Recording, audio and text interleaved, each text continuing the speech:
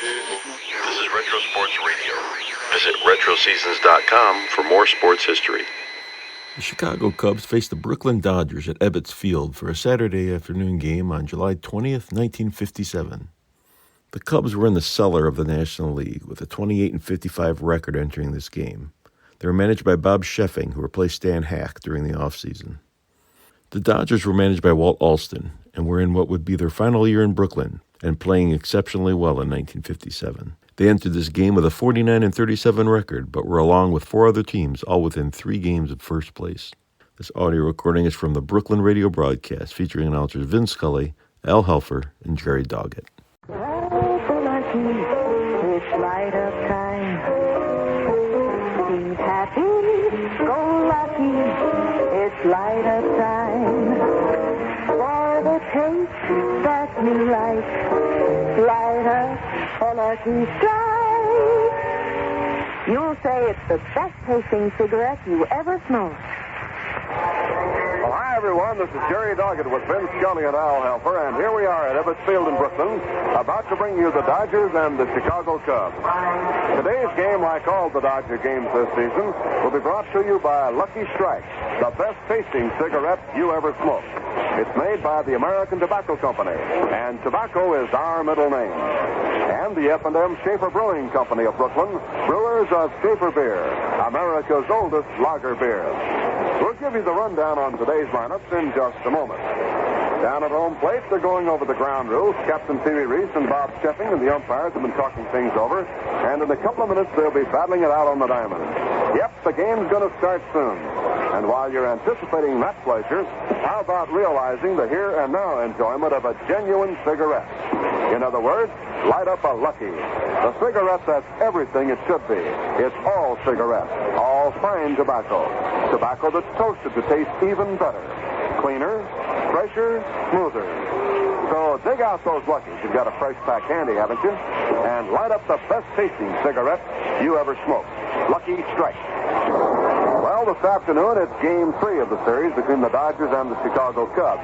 The Dodgers won a doubleheader from Chicago last night by scores of 6-3 in 10 innings and 5-3 in the nightcap. For today's game, Don Drysdale goes to the mound with a 7-6 record, and he's beaten Chicago twice this year. He pitched 2 complete game victories against the Cubs, winning 7-2 at Ebbets Field and 4-0 at Jersey City. Of course, will be Dave Hillman, who has made 10 starts during his major league career and has no complete games. He has never won as a starter. 1 win and 6 losses on the year. So it'll be Hillman going against Drysdale, and we'll give you the starting lineups in just a moment. Right now, here is our national anthem.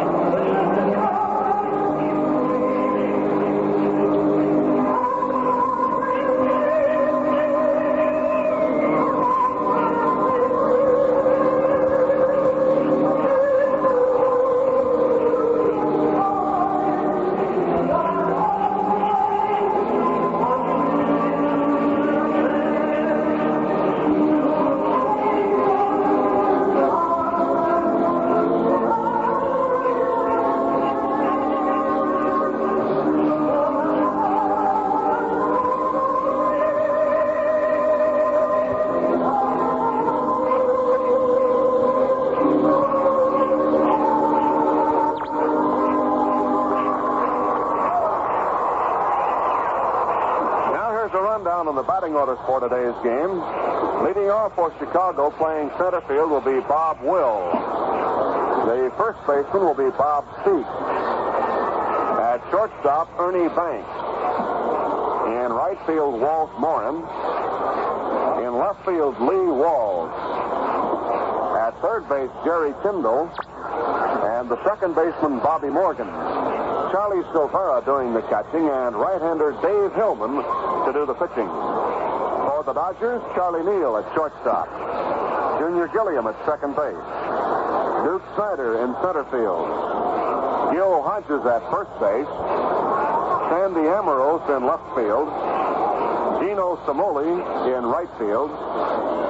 Randy Jackson at third base. Johnny Roseboro doing the catching, and Don Drysdale to do the pitching. The umpires for today's game will be Stan Landis behind the plate, Baker, Dascoli, and Sikori on the base paths. Well, a beautiful, bright, sunshiny day here in Brooklyn, and some good seats still available for this ball game. So if you're in the neighborhood and would like to spend a pleasant Saturday afternoon with us, come on out to Ebbets Field and take in the ball game. Ought to be a good one. The Dodgers, who have really been going on the homestand against the Western clubs, have won 8 and lost 1 against the Western clubs, 2 against Cincinnati, 2 against Milwaukee, 2 and 1 with St. Louis, and 2 and 0 with the Chicago Cubs. So 8 and 1 on the homestand against the Western club since the All-Star break has moved the Dodgers from 5 games back in 5th place to 1 game off in 2nd place, trailing the Milwaukee Braves by just 1 game. Against the Cubs on the year, the Dodgers have won 9 and have lost 1. And they have won 25 out of the 28 last games played between these clubs here at Ebbets Field. The Dodgers this year against the Cubs, 5 and 0 at Brooklyn, 1 and 0 at Jersey City, and 3 and 1 at Chicago. So today, Don Drysdale takes the mound. Don, 7 and 6. Has 79 strikeouts and only 29 walks in 116 innings. Drysdale, by the way, coming up to his 21st birthday in about 3 days. On the 23rd of July, Don will turn 21. In 10 innings against the Cubs, he's allowed only 2 runs, 1 earned, 12 hits with 3 walks, and 14 strikeouts. The Dodgers are on the field now with Jackson at third, Neal at short, Gilliam at second, Hodges at first. The outfield is Amaros in left, Snider in center, and Cimoli in right. Catching is John Roseboro, who came into his own last night with a 10th inning 2-run home run to win the first game. And doing the pitching, Don Drysdale. Leading off for the Chicago Cubs will be the center fielder, Bob Will. And stepping in now for the play-by-play for Lucky Strike, here's Vin Scully. Vin? Thank you, Jerry, and good afternoon, everybody, and a very pleasant day to you, wherever you may be. It's come up fine and hot in New York. Good day for a game. Light sky up above and a light breeze blowing out towards right. Bob Will, Bob Speak, and Ernie Banks facing Don Drysdale as we're ready to go on this ladies' day Saturday afternoon. Hope you'll be with us tomorrow for the big doubleheader with Chicago. Drysdale's first pitch, a fastball on the outside corner, and so we have begun. Bob Will had a fairly long night, as did all of the Cubs last evening. Will went 1 for 8 and struck out 4 times. His last time up, he had a base hit, so he had 1 pleasant dream. Fastball, a comebacker, backhanded by Drysdale. It turns and makes his play. 1 up, 1 away. Well, I trust you slept well last night. There's no excuse for Al or Jerry or myself. If we boot a couple of plays today, that's just the way it's going to be. But if we have the batting averages wrong and the base hits wrong, et cetera, well then please forgive our demon statistician, Alan Ross. He put in quite a night. Bob Street batting .253 with 6 home runs, 24 RBIs, and a breaking ball is outside, ball 1. What Alan Roth did after the Twilight Night doubleheader, in order to compile all his figures, he was here at Ebbets Field till 3 o'clock in the morning. Got home a little after 4, went to bed and stayed in bed till he had nothing better to do and got up at 8. Pitch is outside to Speak. Ball 2, 2-0. So the man at the wheel today is nodding a little bit with about 3 hours and 40 minutes of sleep.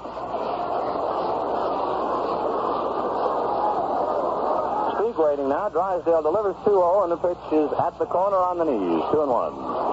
Stan Landis, the plate umpire. Bill Baker at first. Frank Dascoli at second, and Frank Sikori on the line at third. Freddie Fitzsimmons coaching at first, and George Myatt around at third. The 2-1 pitch now to Speak. Fastball chopped away foul right over to Tex Rickard. 2-2. Lucky Strike blowing smoke rings to you and wishing you the very best wherever you may be. Hope you're having a fine weekend.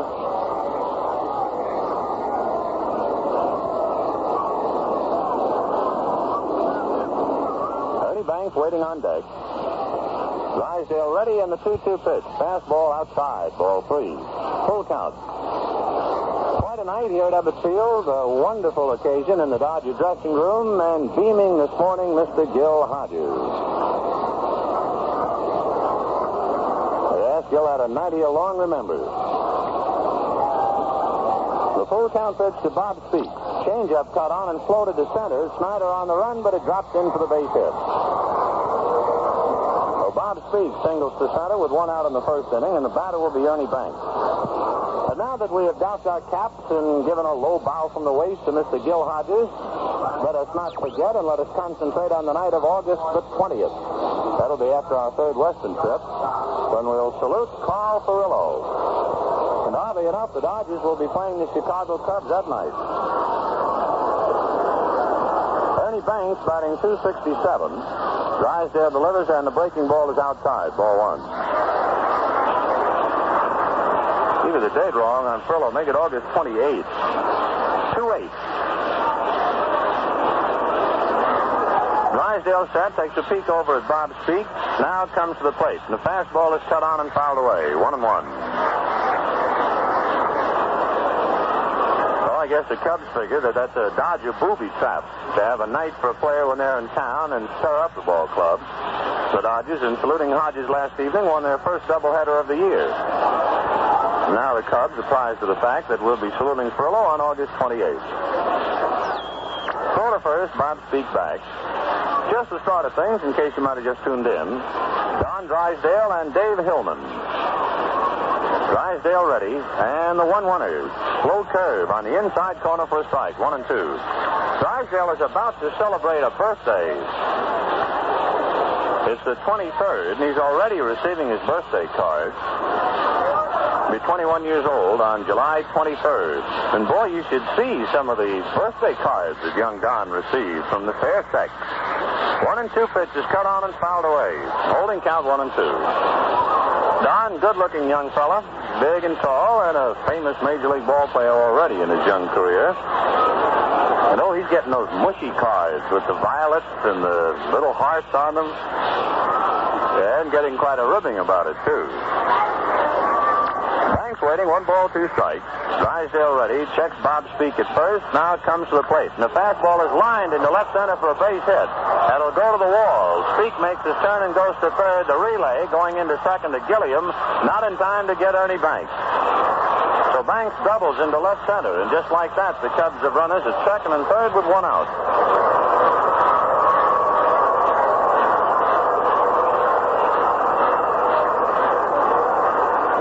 First base open, and the batter, Walt Morin, hitting .308. 12 home runs, 51 runs batted in.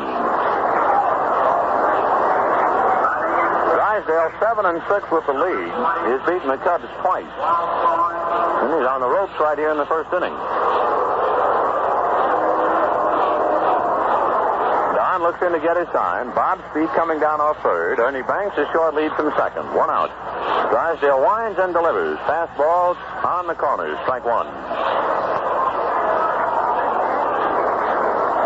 On tab in both leagues today, Milwaukee and the Giants, with Trowbridge opposing Ruben Gomez. Cincinnati at Philadelphia, it'll be Jeffcoat and Hearn.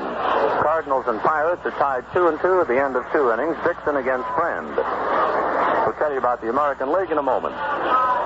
Morin waiting, 0-1 the count. On deck, Lee Walls. Drysdale delivers. Fastball, it moves away. 1 ball, 1 strike. The Yankees in Cleveland, it'll be Bobby Sands and Early Wynn.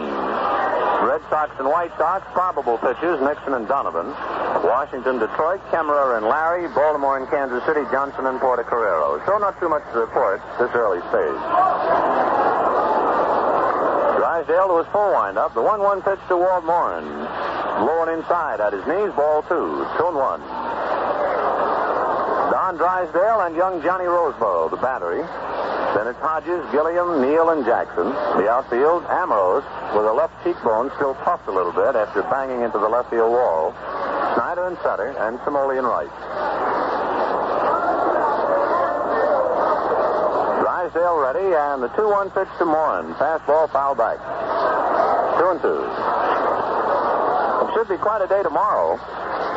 Mo Drabowski and Bob Rush going for Chicago. Carl Erskine will definitely work in one ball game, and maybe Don Newcomb. Newcomb has come up with the hives.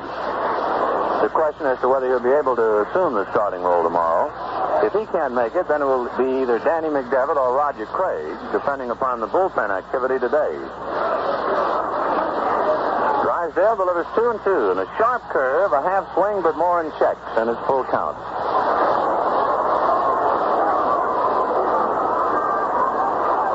We have about 5,000 knothole youngsters out there in left field, plus a number of ladies, so we're guaranteed we'll have quite a bit of noise here today, which is always the way to have it. Drysdale staring down the barrel. Now he's ready. The full count pitch to Waldmore. Slow curve, grounded to Hodges. A run will score. Drysdale didn't even cover at first, and Hodges does it by himself. Drysdale, perhaps still thinking about the double hit by Ernie Banks, pulled a mental error, but luckily, Hodges was able to get to the bag as Drysdale remained right at the mound. So Bob Speed carries over a run. Banks advances to third. 2 down in the first inning, and the Cubs have a run. The batter, Lee Walls. Walls hitting .234. He had 2 home runs last night. He now has 4. 26 runs batted in. Drysdale takes a look over at Ernie Banks as he inches down the line in foul ground. Now Don goes to his windup. The pitch to Lee Walls. Fastball, low and inside. Ball 1. Stan Landis, the plate umpire. Bill Baker at first. Pascoli at second. Sikori at third. Drysdale right back to the plate 1-0, and the fastball stays low and inside. Ball 2. 2-0. Here in the first inning with 1 out. Speak singled, Banks doubled, and Moran grounded out as the run came over.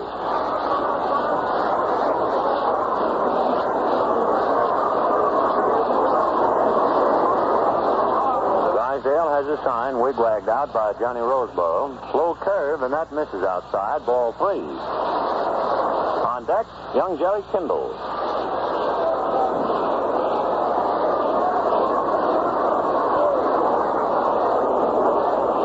Dodgers in second place, trailing Milwaukee by 1 game, and the Cubs in last place, trailing by 20 and a half. They are now at the stage where they ask which way they go. 3-0 pitch, way inside, ball 4. So Lee Walls trots to first. That'll bring up Jerry Kindle with a .202 batting average. He has 4 home runs, 7 runs batted in.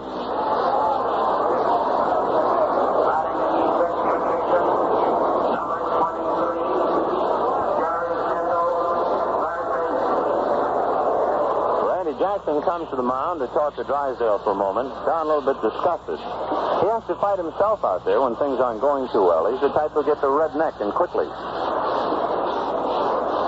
Kindle, the batter, runners at first and third with 2 out in the first inning. The Cubs have a run. Drysdale checks and delivers. Curveball, cut on and missed for a strike. 0-1.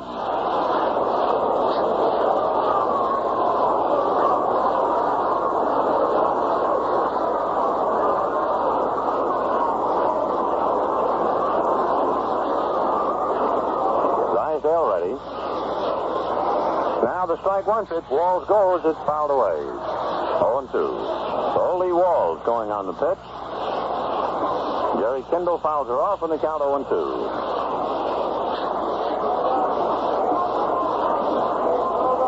With young Johnny Roseboro back of the plate, not a seasoned catcher, the Cubs might very well try and act up on the base paths all afternoon long.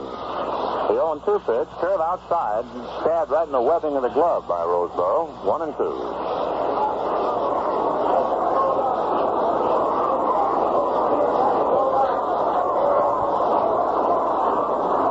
Drysdale looks in. Johnny Roseboro shuffles cards back of the plate. Now we're ready. The 1-2 pitch, curveball, got him swinging, and that wraps it up. Jerry Kindle strikes out for Chicago in the first inning. They pick up a run on a single, a double, and a walk. 2 men left on. There were no Dodger errors. The end of half an inning, Chicago won, and the Dodgers coming up. Tell you about a big schedule, not just at home. The Dodgers go on the road, and we have some television plans for you to boot. So while the Cubs take the field, let's listen to Jerry. Okay, Vinny, of course, tomorrow the big doubleheader winds up this homestand with the Chicago Cubs. It'll be a doubleheader tomorrow starting at 2 o'clock. The Dodgers then have an off day on Monday and then go into St. Louis for a 3-game series. And the TV games will be on Wednesday and Thursday of next week from St. Louis, 8:55 airtime. And those games are on Wednesday and Thursday night, July 25th and 26th in St. Louis on WOR-TV and, of course, on the Dodger Network on radio. After St. Louis, the Dodgers go to Cincinnati for a weekend next week and then have a day off on the following Monday. Play Chicago 5 games in 3 days at Chicago and wind up the road trip with 3 games in Milwaukee over a weekend.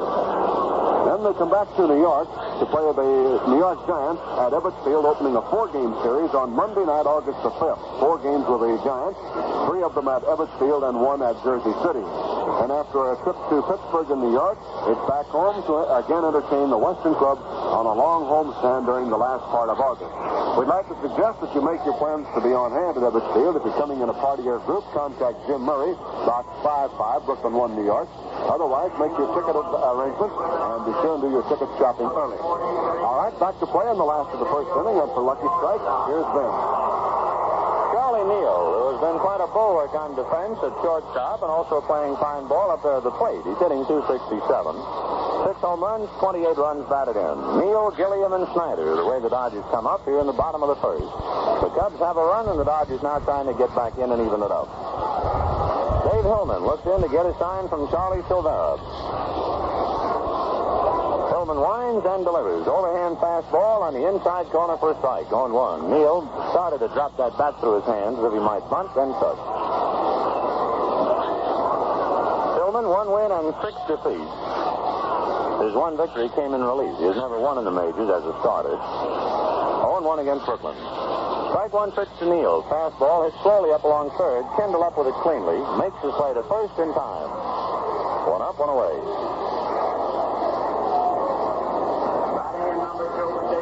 Junior Gilliam batting .268.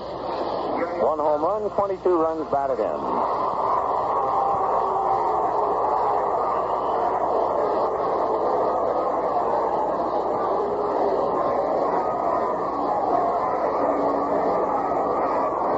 Looks in to get his sign. Silvera blinks it out to him now, and the right-hander ready to go to work. Delivers to Gilliam. Overhand fastball low and outside. Ball 1. 1-0. On deck, Duke Snider.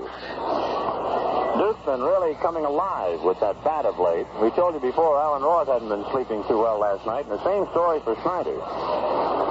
Duke had a rough night. We looked at on the bench today. 1-0 pitch to Gilliam. Fastball bounced up to first. Cobb speaks. Underhands to Hillman covering in time for the out. 2 down. Snider was moaning on the bench that after the twilight night doubleheader, by the time he got home and got to bed, it was around 2 o'clock. And the children in the family decided to make some noise at 6:15. Snider said it sounded like Custer's last stand in the bedroom this morning. So he's working on 4 hours sleep. The Duke also working on a .282 batting average with 23 home runs, 54 runs batted in. The outfield deep and around the right. Snider waiting at the plate now as Hillman goes to his windup and delivers way outside. Ball 1. On deck, the honor man of last evening, Joe Hodges. Chant begins to well up on the left field stands where the knothole kids are. We want a hit.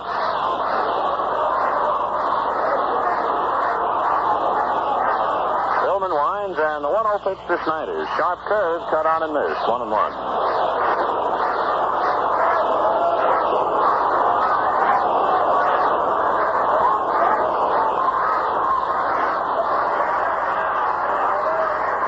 Last of the first inning, Cubs 1, Dodgers nothing. The end of an inning, Milwaukee and the Giants, no score.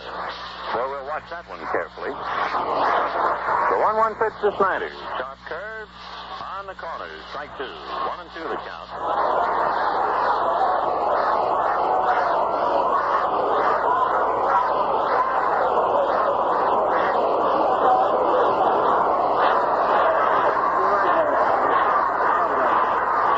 The count against him. 1 ball, 2 strikes.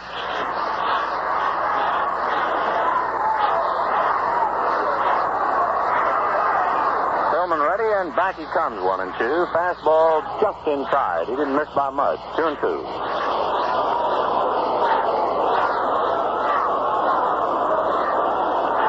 Strike, sending it all to you from Ebbets Field in Brooklyn with the big doubleheader tomorrow. Both Lebowski and Bob Rush for Chicago. Erskine and Newcomb the probables, and if Newcomb can't make it, then either Craig or McDevitt to fill in. But Erskine definitely going in one. Hillman back to work now, and the 2-2 pitch to Snider. Fastball, a half swing, it's up high. Ball, please. Snider just did check. Count.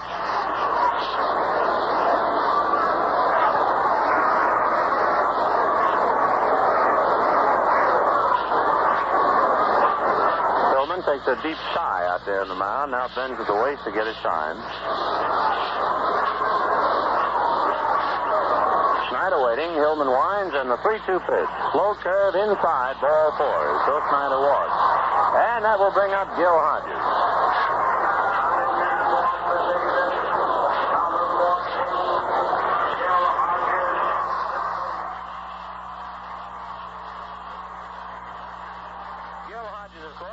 Appreciative of the wonderful night last night, all the gifts and the honors heaped upon himself and his family.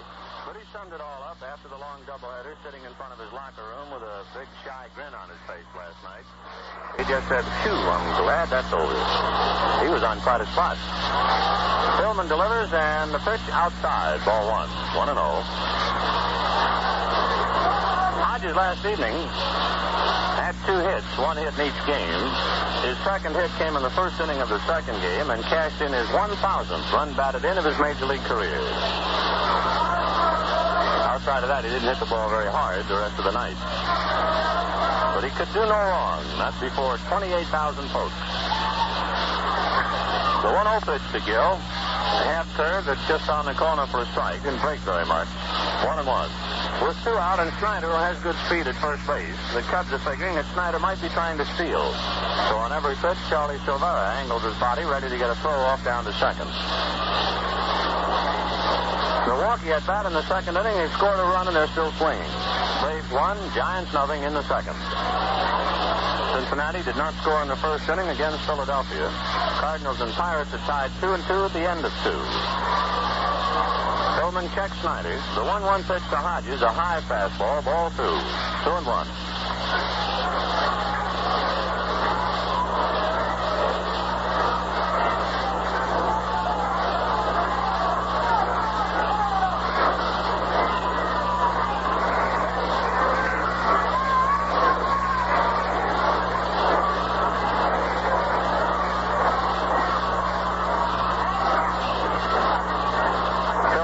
On his left knee while he looks in to get his sign. Snider a short leadoff first, held on by Bob Speak.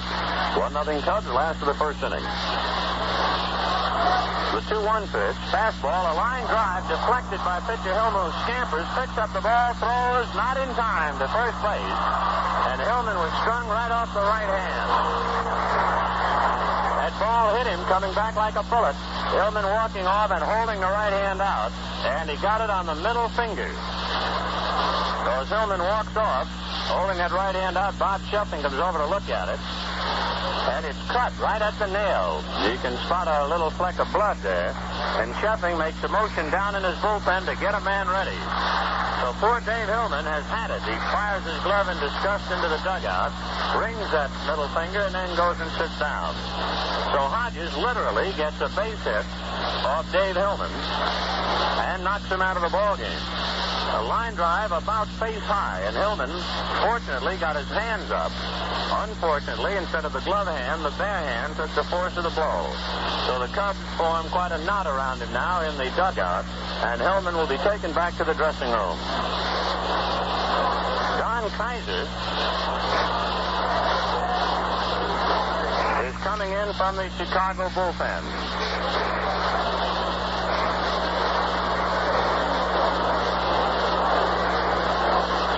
It's a line drive right back at Dave Hillman for a base hit. Snider goes to second on the play, and Hillman has that ball hit him right off the middle finger, right at the nail. Probably tore the nail a bit. and he had to come out. Would no longer be able to grip the baseball. So that's a tough break for the Cubs and for young Hillman, who is still looking for his first victory in a starting role in the major leagues. And he is driven out on one pitch today. Kaiser, of course, coming out to the mound, did not warm up in the bullpen. He can take just as long as he wants out there in the mound. He does not have to take the maximum of 8 required pitches, and that's enough. He can just throw now till he feels ready, so he just stand aside and wait. And while young Don begins to loosen up and get the feel of the mound and get that arm ready, maybe you folks might have missed some of the ball games that were played last evening. You'd like to also get the Major League standings set in your mind, and then if we have time, we'll check the scores again. So let's get over to Jerry while Kaiser warms up. Okay, Ben, in the National League last night, the Dodgers won a doubleheader from Chicago, 6-3 and 5-3. The first game going 10 innings on Gil Hodges' night. Milwaukee beat the Giants 3-1. Pittsburgh beat St. Louis 7-0 as Vern Law shut him out and beat Ron McDaniel. And Cincinnati behind Joe Nuxall beat Philadelphia and Jack Sanford. So the Phillies took a tumble into 5th place, and the crazy mixed-up National League standings now have Milwaukee on top by 1 game over the Dodgers. St. Louis is in 3rd, 2 games out, and are 1 percentage point ahead of Cincinnati. The Redlegs also are 2 games behind. Philadelphia is in 5th place, 2.5 back, with New York 10.5, Pittsburgh 17.5, and Chicago 20.5. And figuring it out quickly, if the Dodgers win today from the Cubs and the Giants beat Milwaukee, the Dodgers could go into 1st place by a percentage point or 2. In the American League, the Yankees continue to roll, and they clobbered Cleveland 9-1, while the Boston Red Sox beat Chicago 5-2. Detroit beat Washington 4-1, and Baltimore beat Kansas City 4-2.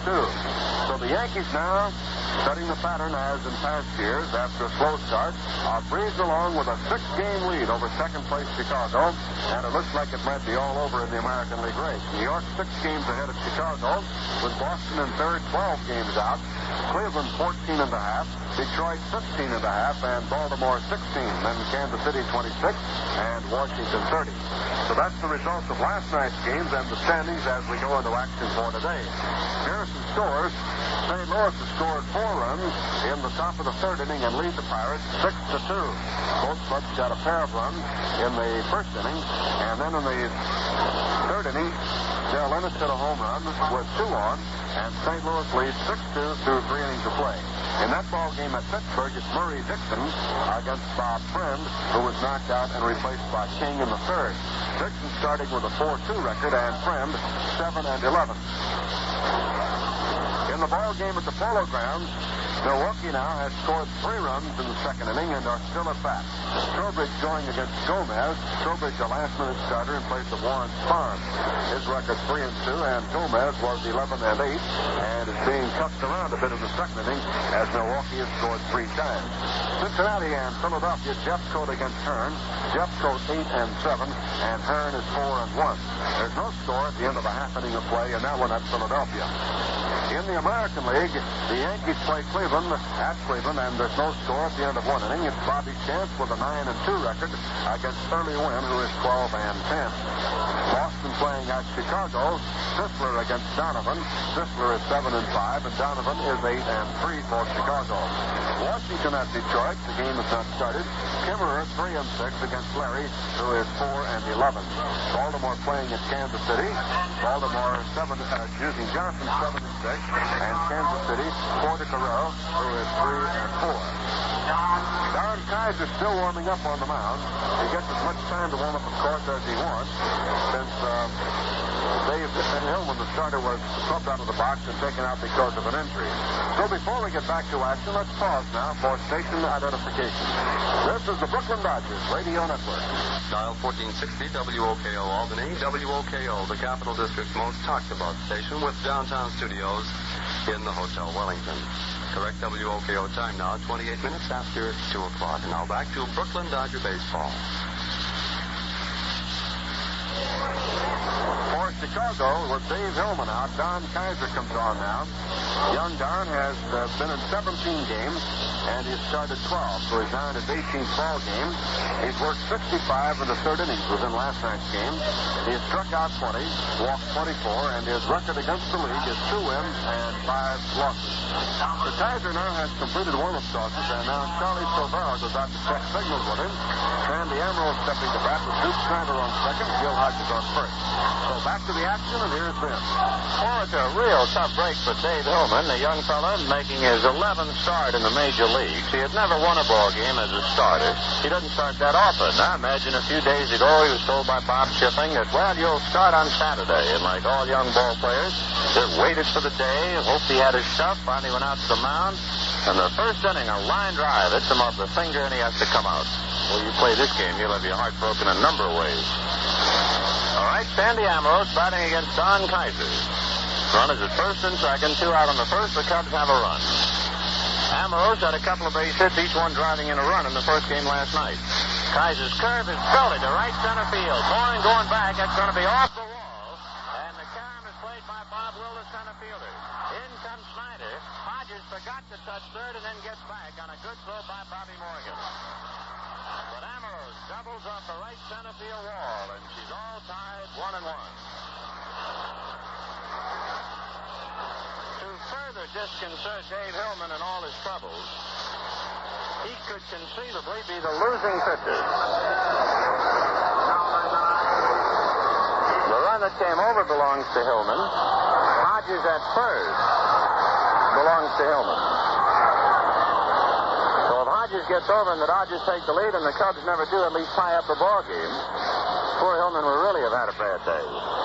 Gino Cimoli batting .299. He's right in the depths of a bitter batting slump right now. He had 9 home runs and 37 runs batted in. Amaros at second, Hodges at third, 2 out. A 1-1 tie in the first. Don Kaiser taking over for the injured Hillman, sends a fastball in for the strike, 0-1. The Giants finally quieted the Braves, but not before Milwaukee picked up 3 runs in the second inning. So at the end of an inning and a half, Braves 3, Giants nothing. 1 to Cimoli. Kaiser winds and delivers. Curveball outside. 1 ball, 1 strike. With 2 outs, Snider walked. Hodges hit a line drive right back off Hillman's finger for a base hit and to get Hillman out of the game. Amaros has just doubled off the wall to drive in the tying run. Bob Will, the center fielder for the Cubs, has a good arm. He's a left-handed center fielder. Throws very well. 1-1 is a curveball low, ball 2. 2-1. Or with 2 out, anytime you hit that wall in right center, you usually figure to get both runs in. Hodges took an awkward turn at third base. I think he might have missed the back corner of the bag anyway, but Herman had put the stop sign on. Will had played the carom perfectly, fired to Morgan, who in turn relayed to the plate. 2 balls, 1 strike. Kaiser winds now. The 2-1 pitch to Cimoli. A breaking ball. That's over. 2-2.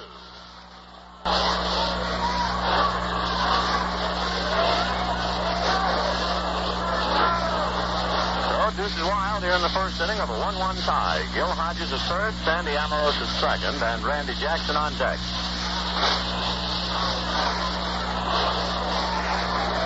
Kaiser has a sign now from Charlie Silvera. The 2-2 pitch, curveball reached for and dribbled foul outside third.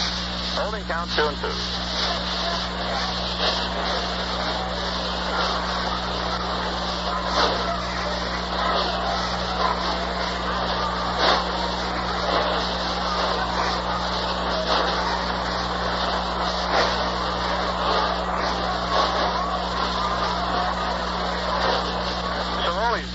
Slump. There's now no hits in his last 17 at-bats.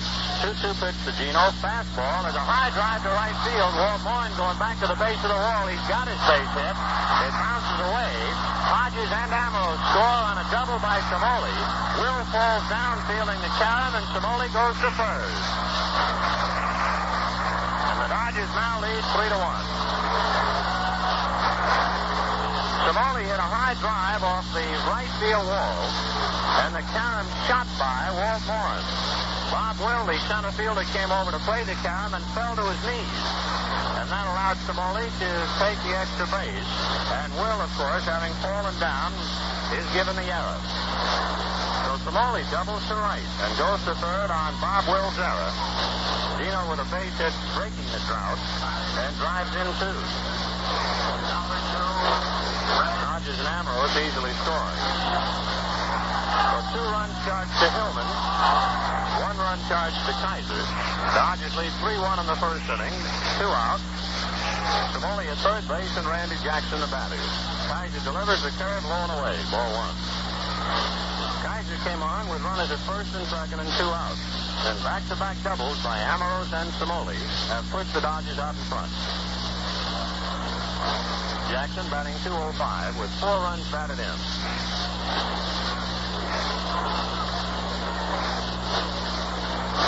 The 1-0 pitch to Randy. Curveball, that stays a little high.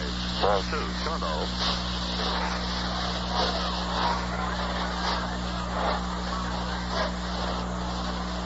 Kaiser appeared last night in relief, took over for Tom Poholsky. Kaiser pitched 2 innings of relief and retired the side in order. Here in the first inning today in relief, he's being roughed up a bit. Dodgers 3, Cubs 1, first inning. 2-0 pitch to Jackson. Curve whacked into left field. That's a base hit. In comes Cimoli. And it is 4-1 Brooklyn. And the cannonading continues. Hit number 3 off Kaiser. The second run that he's allowed, and a troubled Bob Sheffing. Motion to the bullpen to get somebody else up.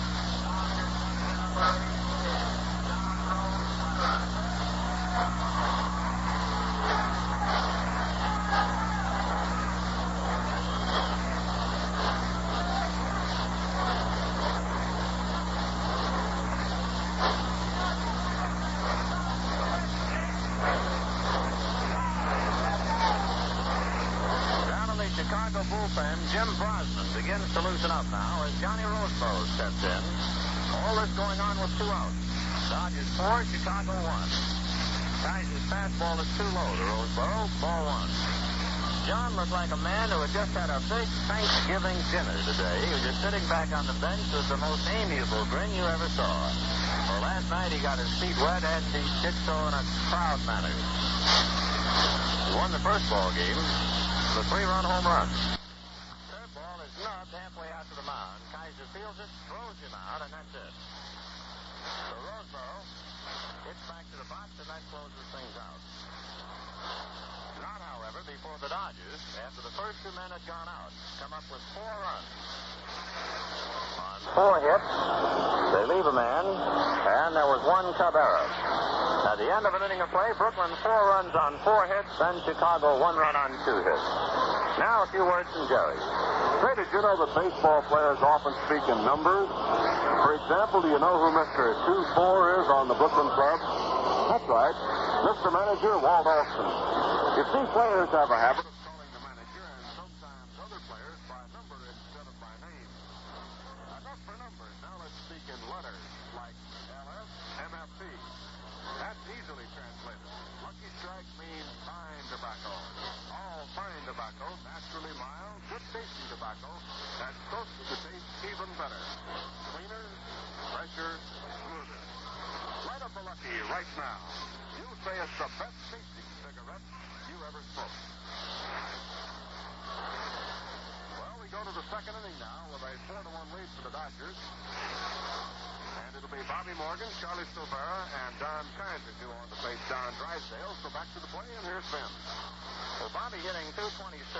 He has 2 home runs and 11 runs batted in. Quite a scene here at Ebbets Field of late with Roy Campanella warming up the pitches every time Johnny Roseboro has to put on the gear. Roseboro, of course, has to be the heir apparent back of the plate. Campanella doing everything possible to teach the young man all his tricks back of the plate and also in hitting. And when Roseboro hit that home run to win the first game in 10 innings last evening, the first man who shot out of the Dodger dugout to meet him at home plate was Campanella. Drysdale delivers to Morgan, and the fastball that sinks is cut on and missed for a strike on 1. Sheffing motions to his bullpen now and get somebody up again, so it might be he'll go to his bench for Kaiser. Drysdale back again with a strike 1 serve, and that misses. No, it's on the corner. Excuse me, on 2.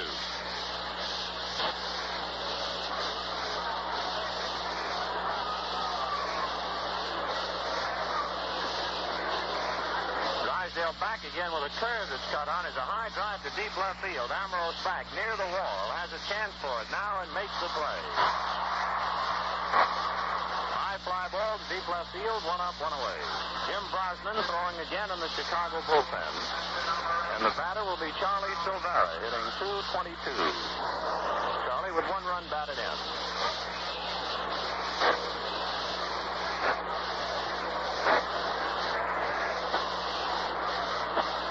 Drysdale gets a sign from Johnny Roseboro. Now Don delivers, and the fastball low and inside, ball 1. You know, umpires are just like ball players. You have to watch them a while and make your own book on exactly how they work down there on the field. And watching Stan Landers back of the plate. Fastball is hit to the hole and through for a base hit. So Silvera singles with 1 out. Landers, a very deliberate umpire, and that's all to his credit. What Stan will do is look at the pitch, then straighten up, and then slowly bring that hand up. So you really have to wait on the call. So we'll just take our time.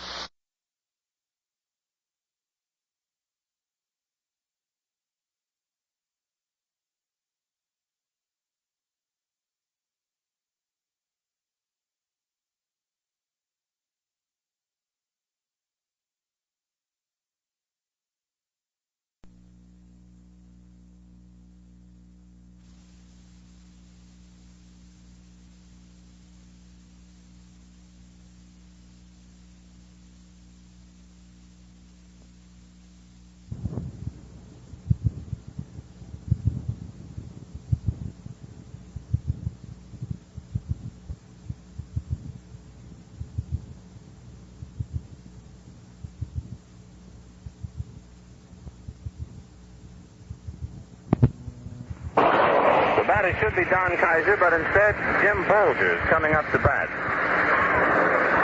Bolger, utility outfielder, Bolger. Hitting for Don Kaiser. Kaiser worked 1/3 of an inning, gave up 3 hits and 2 runs. Hard luck Dave Hillman, however, as of this moment, must take the burden of the defeat. After only pitching to 4 batters.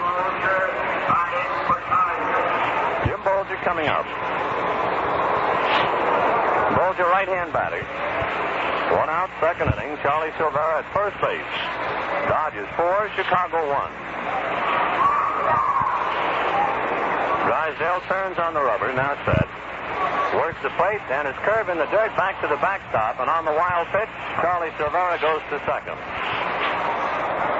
Roseboro never had a chance, although he attempted to backhand it. The ball actually bounced in the left-hand hitter's box, to give you an idea how far away from the plate it was. 1 ball, no strike. Well, the Braves are trying to scalp the Giants and do it quickly. They got 3 runs in the 2nd inning. They scored 1 in the 3rd, and they're still at bat. So the Braves 4, the Giants nothing in the 3rd.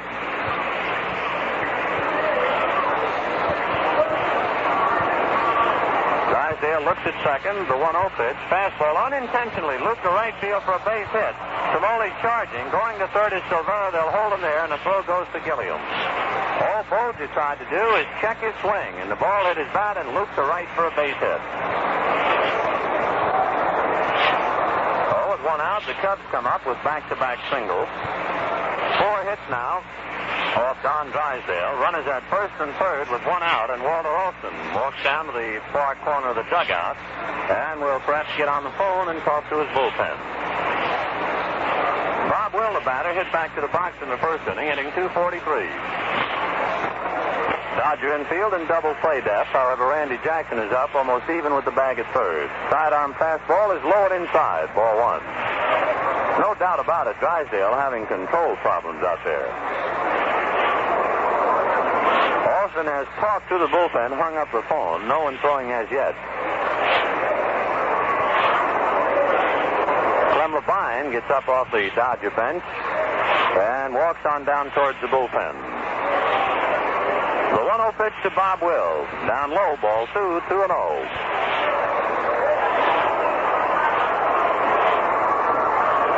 Jim Bolger at first.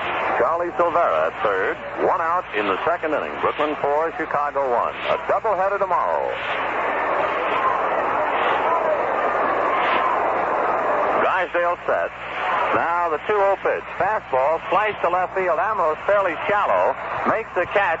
Silvera, not a fast man. They hold him on a one-bounce strike to the plate by Ambrose.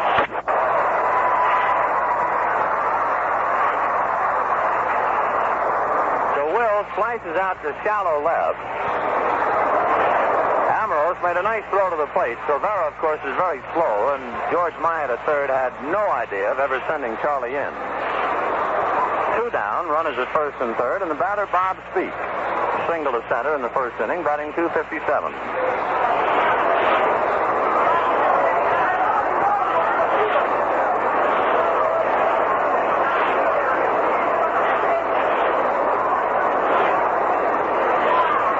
The Braves settle for 1 run, so at the end of 2.5 innings, Milwaukee 4 and the Giants nothing. The pitch to Bob Speak is cut on and fouled at the plate, held by Johnny Roseboro, 0-1.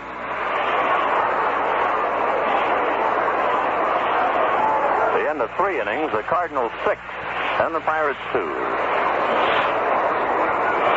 Lucky Strike sending it all to you from Ebbets Field in Brooklyn. The strike 1 pitch to Speak, fastball too low. Roseboro had trouble finding it, and Big Landers leaped high in the air to give him some room. 1-1.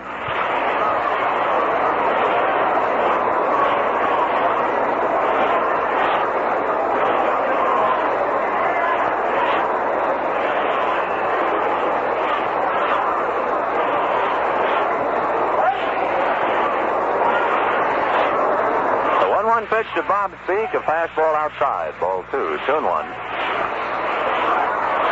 Bolger at first, Silvera at third, 2 outs. Brosnan, loosening up in the bullpen, will be pitching to Brooklyn in the bottom of the second inning.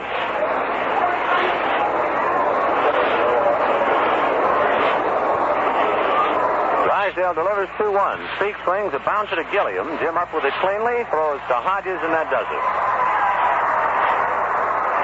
The Cubs in the second, no runs, 2 hits. It was a wild pitch, 2 men left on.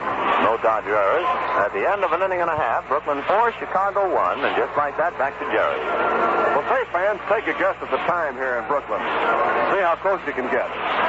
Well, if you said it was 2:45, then you're exactly right. And if you went a little further and said that it also was light-up time, then you're thinking the same thing I am. Yes, sir? The time to touch a match to a lucky strike. Time to settle back to the real, deep-down smoking enjoyment of the truly genuine cigarette. And believe me, a lucky is just that. Genuine because it's all cigarette, all fine tobacco. Mild, naturally good-tasting tobacco that's toasted to taste even better. Cleaner, fresher, smoother. Light up a Lucky. You'll say it's the best-tasting cigarette you ever smoked. Well, we played 45 minutes, now going to the last half of the second inning with Drysdale, Neal, and Gilliam coming on. The Dodgers sent 8 men up in the first inning and scored 4 runs. And it all began after 2 were out when Snider walked and Hodges ripped a fingernail of Dave Hillman. Then Kaiser came on. Ambrose, Cimoli, and Jackson got base hits for the finale of the inning. So now we'll have Jim Brosnan coming on as the third Chicago pitcher. Brosnan replacing Kaiser. Kaiser went out for a pinch batter. So back to the action, and here's Ben. Jim Brosnan coming on, making his 27th appearance, his 26th in relief. He had 1 win and 4 defeats. The Cubs in last place, and when you look at the win and loss record of their pitchers, not very well. Dick Drott is holding his own with the league, which is about the best you can say. He is 8-8. Polsky lost last night, so he's 1-5. Brosnan 1-4. Rush, who will work tomorrow, is 1-9. Kaiser 2-5. Grabowski 5-8. Hillman, who could lose today, would then be 1-7. Things have been pretty tough for Chicago. Jim Brosnan, the third pitcher, coming on. Don Drysdale has hit 2 home runs this year and 5 runs batted in. Brosnan winds and delivers. Fastball beaten foul at the plate, 0-1. While he's up there, we can tell you a little note that we received today, which we passed on to Drysdale.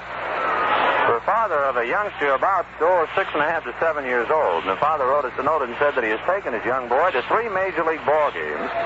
In each of the 3 games, Drysdale was the starting pitcher.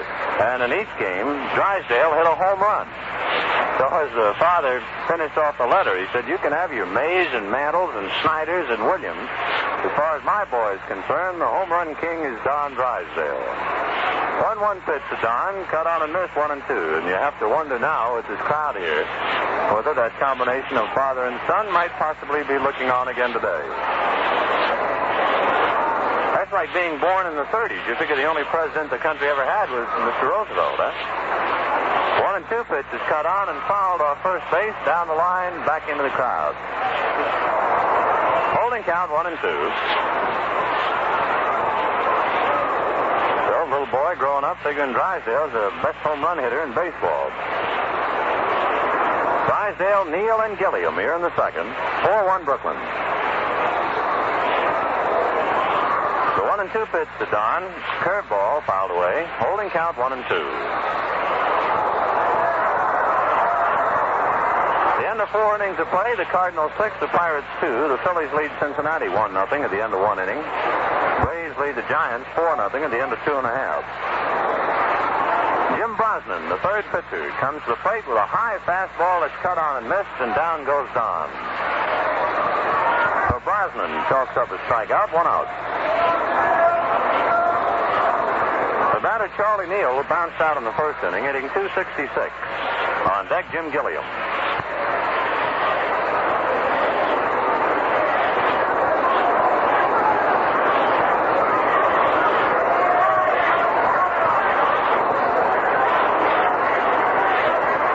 Ready and delivers.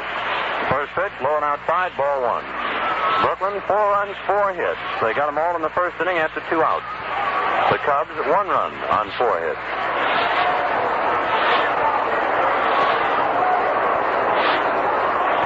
Brosnan to his windup. Now the 1-0 pitch to Neal. Fastball stays inside, ball 2, 2-0.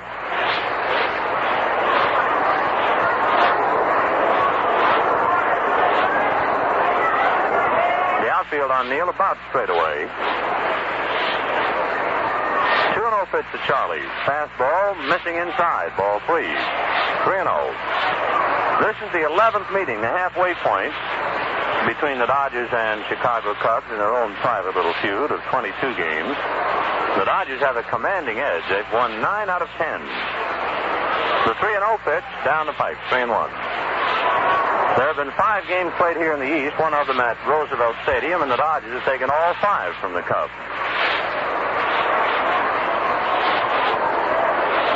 The 3-1 pitch to Charlie Neal in there. Charlie starting to go to first and has to come back. So we have a full count. In fact, it's 5-0 here at Ebbets Field and 1 victory over at Roosevelt Stadium. So actually in the East, the Dodgers have taken all 6 games played from Chicago.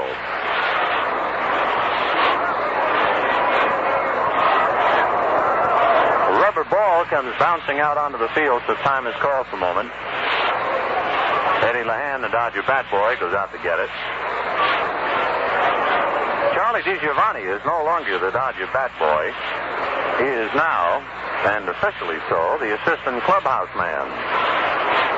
Full count pitch to Charlie Neal. Fastball is low, and Charlie's on.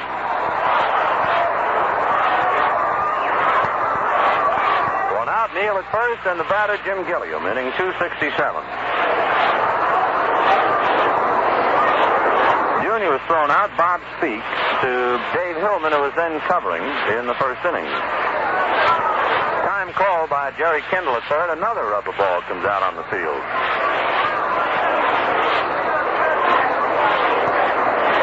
All right, Gilliam settles in the hitter's box. On deck, Duke Snider. There goes Neal. The curve is cut on and missed, and then Silvera cannot hold on to the ball to make a play, and Neal steals second without a play being made on him. Silvera, as he caught the ball, tried to turn his body and make a throw towards second, and like wet soap, the ball just jumped out of his glove. He caught it in the air, and by that time he had no play whatsoever. So Neal steals second base. It is the 7th steal for Charlie. But what is more important, anytime you give a stolen base for a man, you ought to check and find out how many attempts he has made. For Charlie, he has stolen 7 in 9 attempts. That's very good. The strike one pitch to Gilliam, fastball up high, 1-1. You know the amazing thing, maybe the old-timers would argue a lot about it, but you know how they always point to Ty Cobb, that great base stealer? He stole 96 bases or something in 1 year. You know he was thrown out over 70 times? Nobody ever tells you about that. Didn't we find that in the record book? We didn't. Good night. The 1-1 pitch to Gilliam, butted foul, 1-2. No, sir, somewhere I read that in the book. Can we find out as far as Ty Cobb's stolen bases and times he was out? Only 36? I only missed by 40? Having a great day. 1-2, the count of Jim Gilliam. Well, all right, Fulton was thrown out 36 times. That's a lot, isn't it? I admit it's not as many as 76. Well, it was late last night. Another rubber ball comes out on the field. We got time to sit here and wait. Landis comes over now and asks Tex Richards, gentlemen, please stop throwing the rubber balls down on the field. Children to refrain from throwing those rubber balls on the field. Some player may get hurt. Well, Tex Richards advising the youngsters not to throw the rubber balls out on the field. 1-2, the count to Gilliam. We've got to look up in the books to find out the official total now. We saw it was 36 times he was thrown out stealing. The 1-2 pitch to Gilliam, a curveball on the inside corner, called strike 3. So Jim Brosnan has struck out 2 men here in the second inning, and the batter is Duke Snider, who walked in the first inning. Brosnan and Silvera put their heads together now. 2 out and Neal at second. Brooklyn 4, Chicago 1 in the bottom of the second inning. Here it is, and Ty Cobb holds the record. Cyrus R. Cobb, in 1915, stole 96 bases, but he was also thrown out 38 times. I don't know where I got that 76, but 38's half of it, so it's half right. The pitch to Snider is cut on. It's a high fly ball to right. It's playable. Walt Morin is waiting in front of the scoreboard and takes it for the out. The Dodgers in the second, no runs, no hits, a man left on. There was a stolen base. No club errors, one by me. And at the end of 2 innings of play, Brooklyn 4, Chicago 1.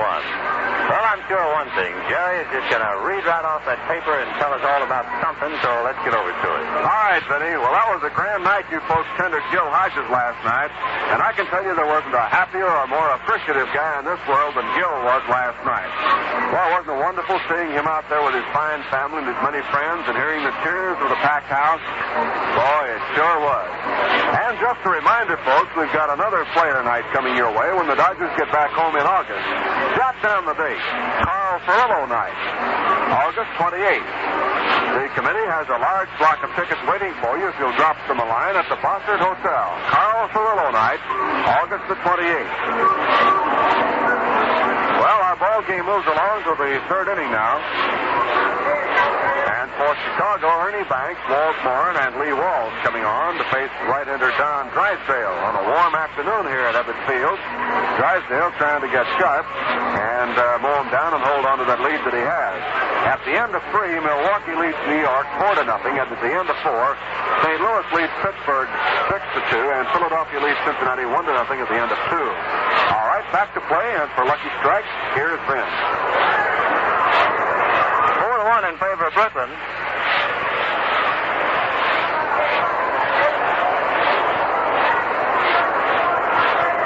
The batter is Ernie Banks, who takes a curveball low, ball 1. Both Pee Wee Reese and Carl Furillo are trying to say something from the dugout. I don't get it. Here's a pitch to the plate now, low and outside. Ernie Banks, Walt Morin, and Lee Walsh.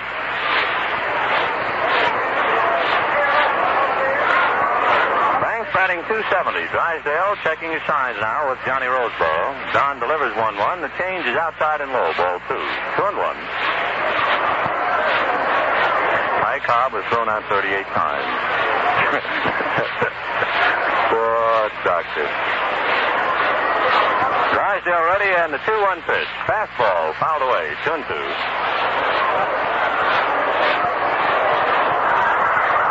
A couple of kids go skidding out of the stands. 2 of them were girls. And now, of course, the park policeman will have to walk down the line and take the ball from them, for you're not allowed to climb over the wall and have any baseball hit in the stand. 2-2, the count to Ernie Banks. Drysdale ready and delivers. Curveball got him swinging. So Ernie Banks strikes out. 1 out here in the 3rd inning. 4-1 Brooklyn. And the batter, Walt Morin, who bounced out in the 1st inning. Walt batting .307.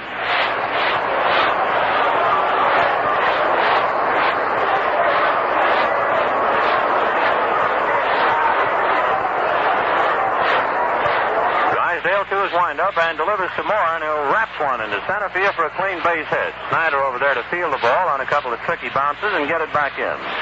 So Morin singles with 1 out in the 3rd, and the batter will be Lee Walls. Hit number 5 off Don Drysdale. Walls walked in the 1st inning. Lee batting .234.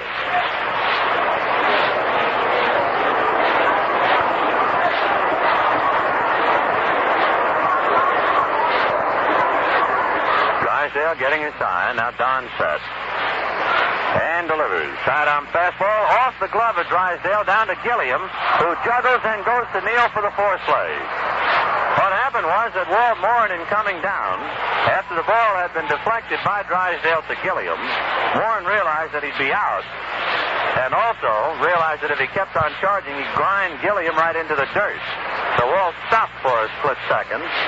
Then Gilliam bobbled, but still had a chance to go to kneel.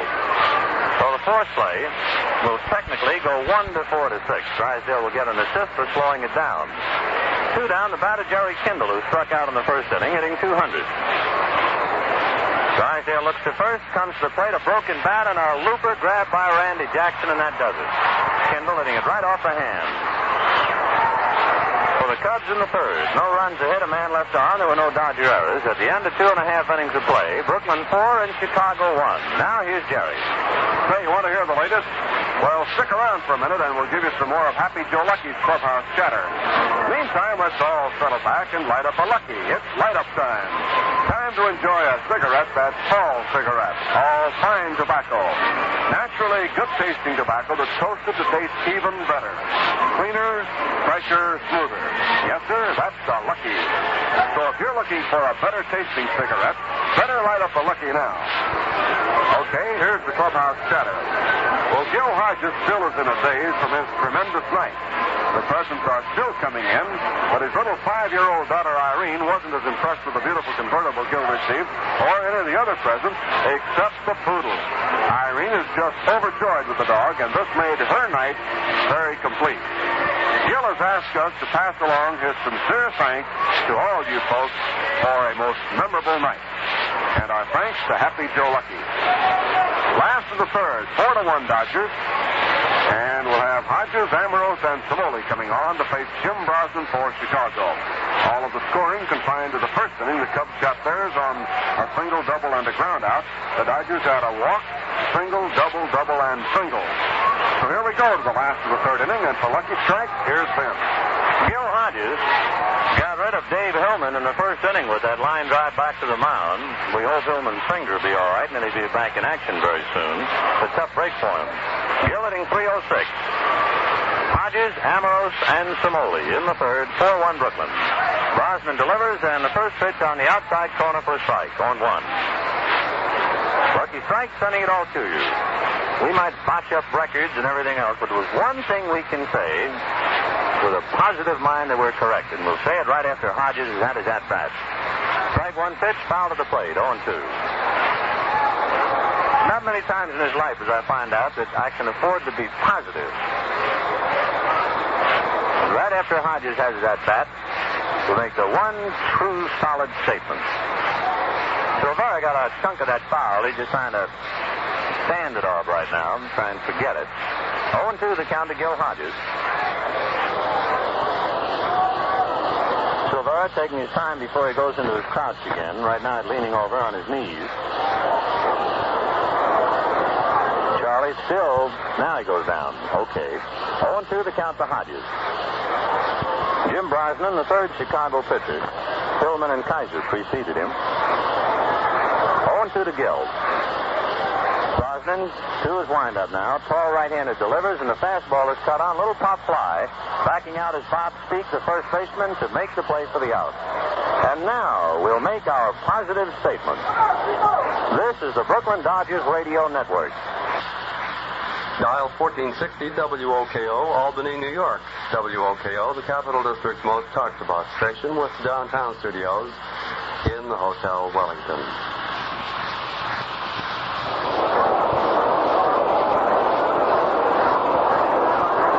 Sandy Ambrose, the batter. 1 out in the third inning, 4-1 Brooklyn. Sandy Ambrose doubled off the right field wall in the first inning, batting .301. Sandy wiggling that bat back of his left ear now as Brosnan ready and comes to the plate. Curveball way high, ball 1. 1-0.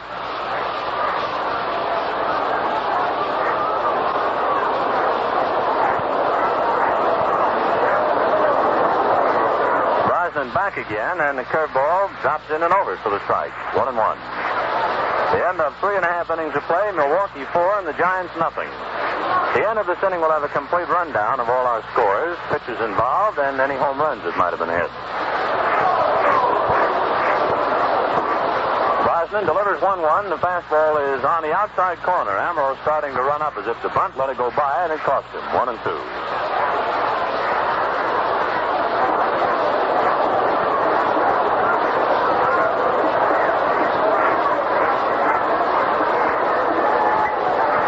Brosnan winds. Now the 1-2 pitch to Ambrose. Curveball low and outside. 2-2.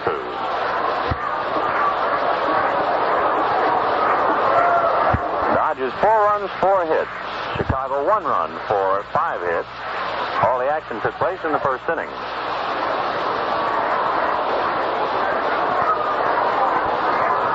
Brosnan nods in agreement. Now he's ready. The 2-2 pitch to Ambrose. High, ball 3.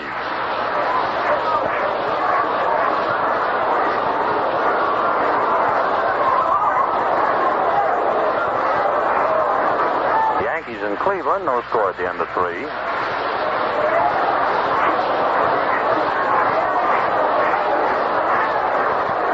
Brosnan delivers 3-2, and Ambrose takes inside, ball 4. Oh, with 1 out, Sandy draws a walk, and that will bring up Cimoli. Cimoli, who had been 0 for 17, picked a fine time to break it. He doubled to right field in the first inning.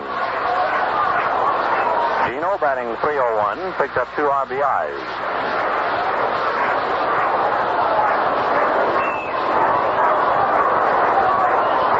Brosnan looks in to get his sign. Cimoli squared away up there at the plate. Look over at Ambrose at first. Now the pitch to the plate, a little high. Ball 1. 1-0.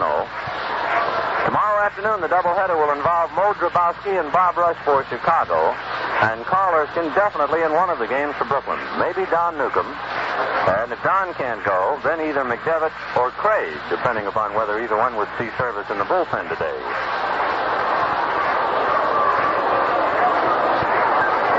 Brosnan ready, looks to Ambrose, throws over there. Sandy's back. The Dodgers will leave for their third Western trip Tuesday morning. Fly out of LaGuardia early in the morning on their brand new Dodger Convair and head for St. Louis. Throw to first, and Ambrose has to swan dive back to the bag, just ahead of the tag by Bob Speak. Brosnan set, another look at Sandy. Now the 1-0 pitch. Low and outside, ball 2. Turned 0. 4-1 Brooklyn, third inning, 1 out.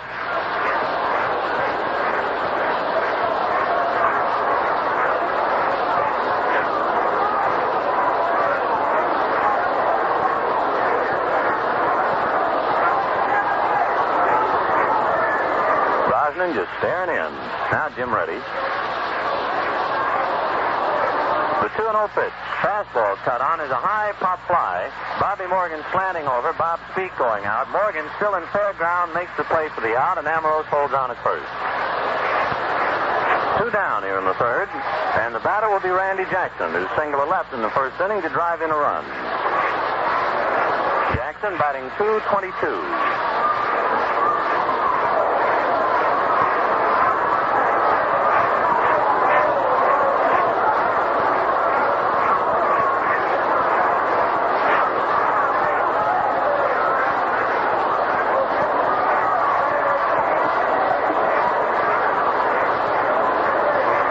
Silvera, holding up two fingers on his right hand to keep everybody in the ball game. 2 outs.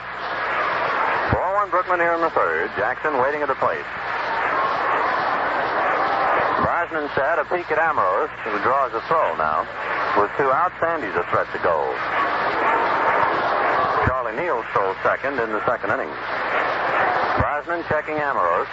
The pitch to the plate, a fastball cut on and missed. 0-1. Crowd here at the ballpark kind of quiet right now, just sitting back, very relaxed with the Dodgers leading 4-1.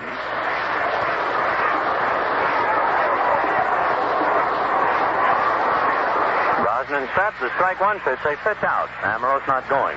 1 ball, 1 strike. It's 4-0 Milwaukee over the Giants at the end of 4. The Dodgers trail the Braves by 1 game.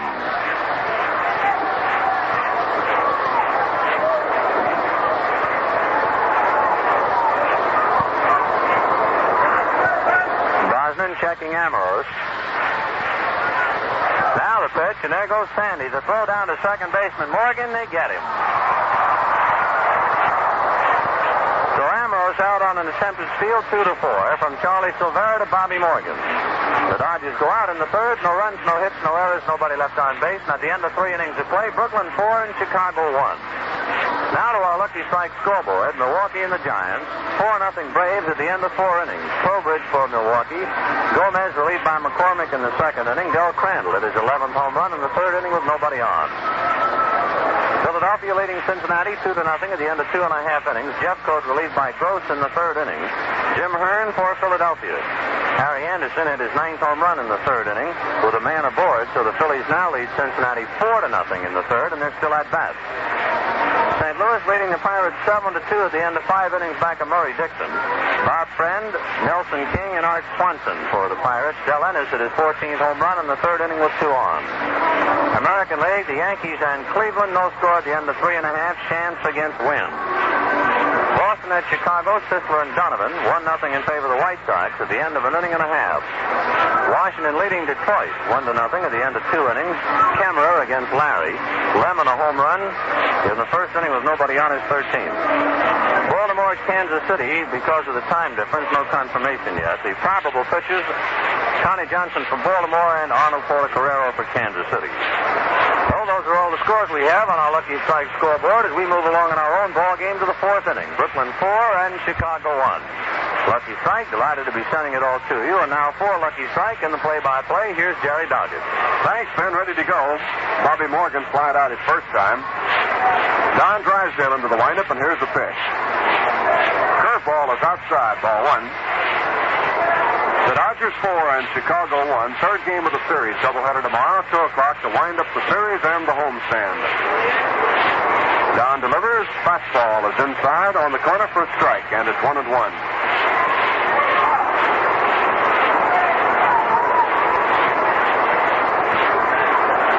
ball, 1 strike to Bobby Morgan. Charlie Silvera on deck. Sidearm pitch comes in and skips off the bat and bangs John Roseboro on the right hand. And John went kneeling to the ground in a hurry. We'll have a look to see how serious it is. Manager Walt Alston and Doc Wendler, the team trainer, come out as Roseboro caught one on the finger of the right hand. Alston now walking toward the bench, and Roseboro, I believe, is going to come out of the ball game.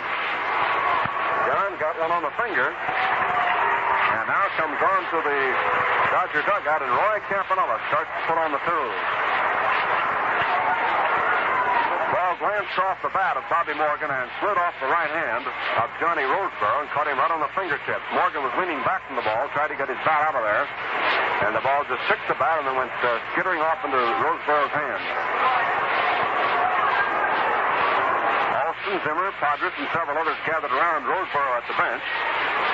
So we've had 2 bad fingers here today. Pitcher Dave Hillman got one, a line drive from Hodges right back to him. And it's the index finger of the right hand jammed on the foul tip of John Roseboro, getting his right finger jammed on the play. So he will leave the ball game, and it'll be Roy Campanella putting on the catching equipment now to come on here and take over. Roseboro had had quite a night last night and got the starting assignment in the second game behind the plate. Got another nod today from manager Walt Alston, and now has to retire with a finger injury. And Roy Campanella comes on to take over the catching here in the fourth inning.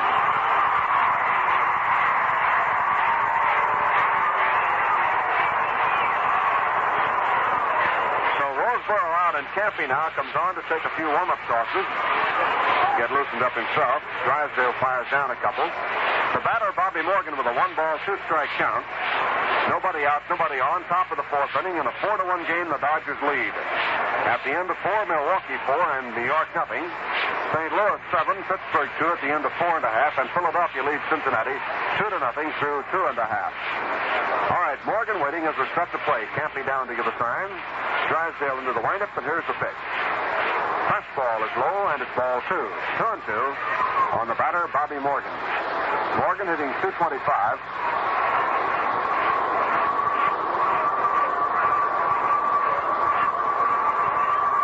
2-2 count. Drysdale with a look.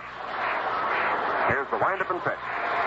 Fly ball hit the right field. Back toward Joe Cimoli, and this one's going to be off the scoreboard. Gino has the bounce get away from him. Morgan digs for second, now makes his turn. It's going to go for 3 as Cimoli has trouble picking the ball up. The long throw is not in time. And Morgan is on with the ball hit off the scoreboard that bounded away from Cimoli. And Gino then went to grab the ball in right center field. Couldn't find the handle, and Morgan goes all the way to third. Waiting to see if there's an error scored on it. Perhaps a triple all the way. So let's score a 3-bagger for Bobby Morgan off the scoreboard in right field and off Drysdale. That is base hit number 6. The Dodgers have 4 hits. 3 off Kaiser and 1 off starter Dave Hillman.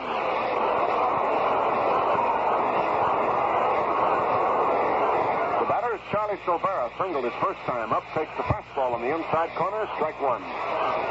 Runner at third, Bobby Morgan. A 4-1 ball game, and the Cubs now have a scoring threat. The Dodger infield playing back. They'll go for the out and give up the run. Curveball swung on and missed. Strike 2. Charlie went all the way around for that change-up curve fired in by Drysdale. And the count is 0-2. Dodgers 4, Cubs 1, top of the fourth inning. Young down ready. Here's the pitch. Curve tap back to the mound. Drysdale plays it on 1 bounce. Holds the runner and lobs it throw to first to get Silvera. 1 away.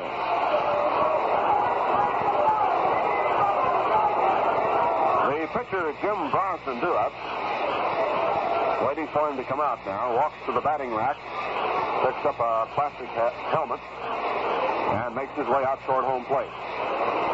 So Brosnan coming on with 1 out. And Bobby Morgan at third base with a triple off the scoreboard.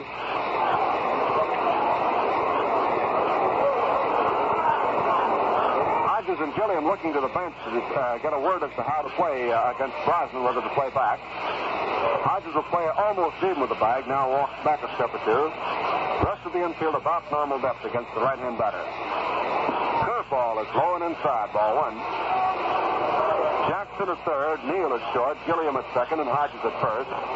Outfield Amaro, Snider, and Cimoli. Campanella now catching. And a ball 1 count to Brosnan. Swings and misses on a fastball. 1-1. 1 ball, 1 strike.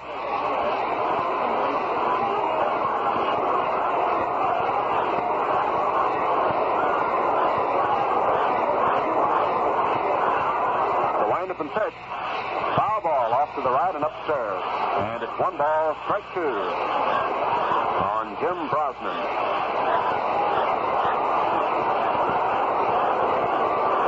Philadelphia got 2 more on Cincinnati in the third and now leads the Redlegs 4-0 at the end of 3. Curveball got him swinging. So Brosnan strikes out. And for Drysdale, strikeout number 3. Coming on now will be leadoff batter Bob Will. Has flied out and grounded out and is hitting .240.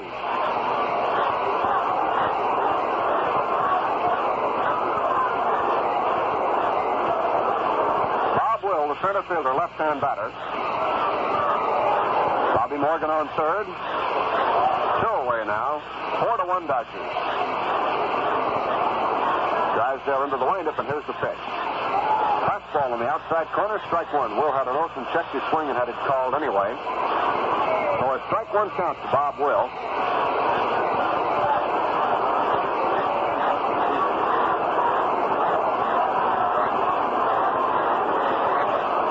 Drysdale into the windup. Here's the pitch. Low with a fastball. Count evens. 1 ball, 1 strike. Doubleheader tomorrow, fans, at 2 o'clock, and that'll be the final games of the homestand. The Dodgers against the Western clubs right now stand 8-1. Since the All-Star break, all the Western clubs have come by, and the Dodgers have done very well. Here's a foul off to the left upstairs. Strike 2. 1 and 2. At the All-Star time, the Dodgers were in 5th place, 5 games off. And winning 8 out of 9, they've climbed to 2nd place, 1 game behind Milwaukee.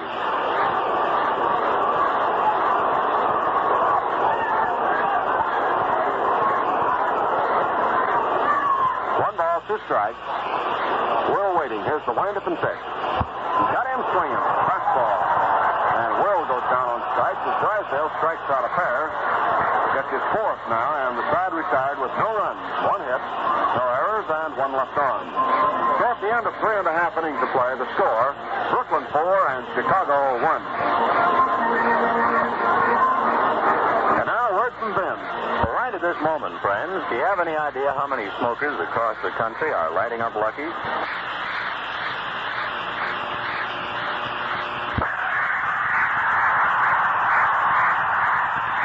When you're there cheering, chances are they bought their 1957 Olds from Rose Oldsmobile, the oldest franchise Oldsmobile dealer in the Capital District. Well, I wouldn't even consider buying my Olds from any dealer but Rose Oldsmobile. There must be a reason. There is, because Rose maintains the proper facilities for warranty work that ensures your satisfaction. Service that continues long after the sale is made. Rose Oldsmobile's modern shop contains all the latest factory-approved equipment for keeping your Olds in tip-top condition.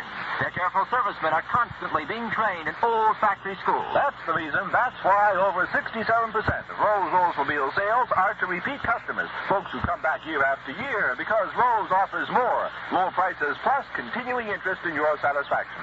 There's no substitute for integrity, and integrity means Rose Oldsmobile, Central and Manning, satisfying customers at the same location for more than 30 years. That's Rose Oldsmobile.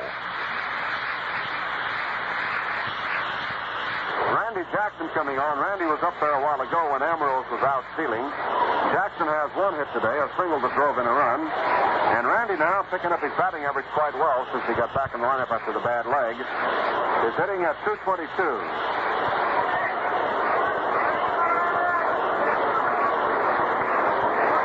Jackson, since he got back into action, has had 7 for 18 before today for a .389 percentage, so he's been going great guns. First pitch is low and inside, ball 1. Last half of the 4th inning.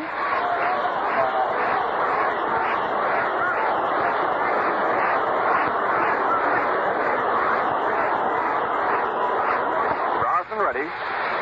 Pumps once, twice, and now comes to the plate.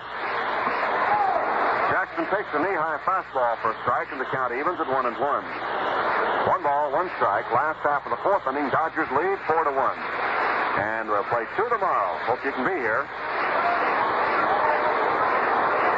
The windup in the 1-1 pitch. Curve in the dirt to the right side, and it's 2-1.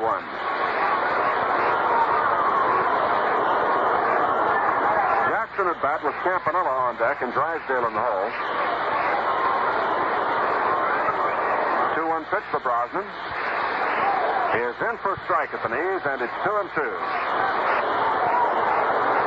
Jackson now talking a bit to umpire Stan Landis. Doesn't have too much to say, but he had a word or two. 2-2.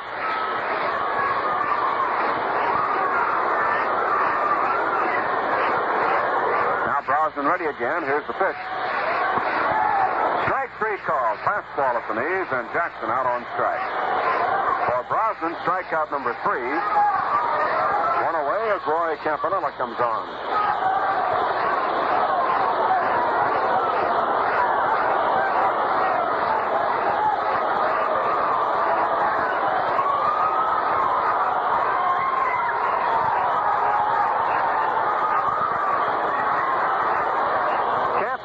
2:38. One out, 4-1 score. Brooklyn leads. Cappy hits the ground ball to shortstop. Ernie Banks comes in, makes his play. In time for the out. 2 away.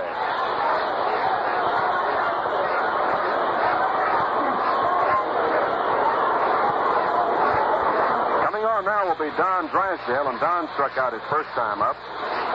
Brosnan is the third Chicago pitcher. Dave Hillman started and was knocked out by Gil Hodges when Gil hit a line drive back.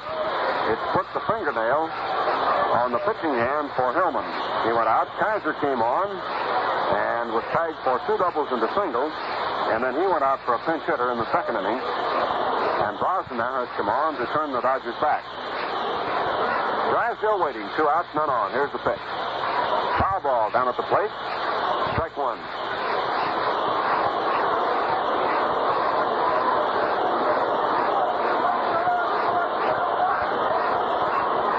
At the end of 5 1/2 innings, St. Louis 7 and Pittsburgh 2. Pirates beat them last night 7-0. Philadelphia leads the Redlegs 4-0 at the end of 3. Here's the pitch. Curveball for strike 2. 0-2 on Drysdale. At the end of 5 innings, Milwaukee 4 and New York 0. Yankees and Cleveland no score at the end of 3. Here's the pitch to Drysdale. Curveball, called strike 3.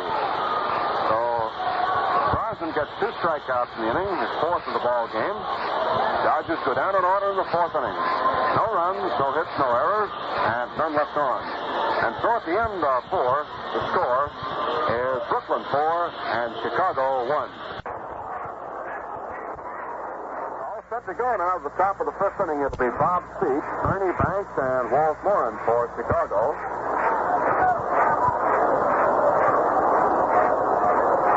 Bob Speak is singled and grounded out in 2 trips.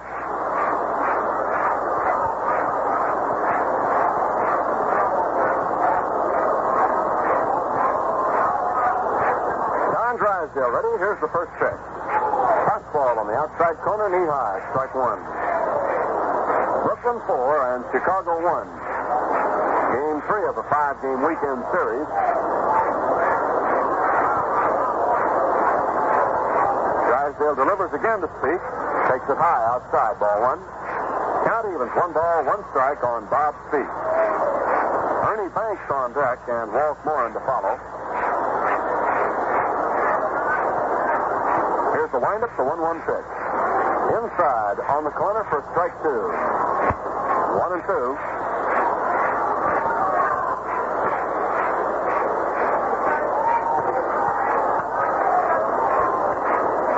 None out, none on. Dodgers 4, Chicago 1, top of the 5th inning.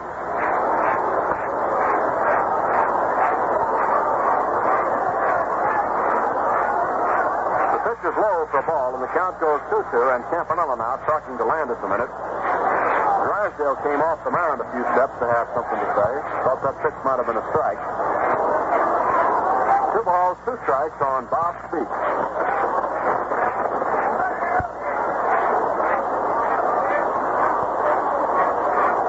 Drysdale ready. Here's the windup in the pitch. Ground ball to the right side. Hodges makes a backhand knockdown. Turns, throws. In time on a nice play. Hodges went far to his right, backhanded the ball, and rolled off his glove. He made a quick recovery, turned and threw to Drysdale to get Speak by a step. So it's 1 out for Chicago in the 5th inning, and the batter is Ernie Banks. Ernie had a double, and he struck out. So Banks hitting .269 is the Chicago batter here in the 5th inning.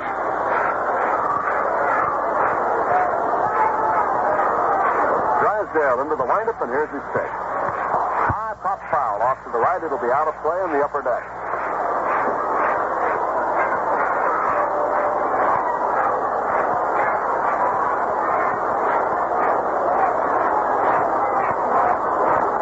None on for Chicago in the 5th inning. The Cubs have 6 base hits. The Dodgers have 4. Dodgers lead 4-1. Got all of their hits and runs in the 1st inning. Sidearm fastball is through for a strike 2 on Banks. 0-2 to the Chicago shortstop, Ernie Banks.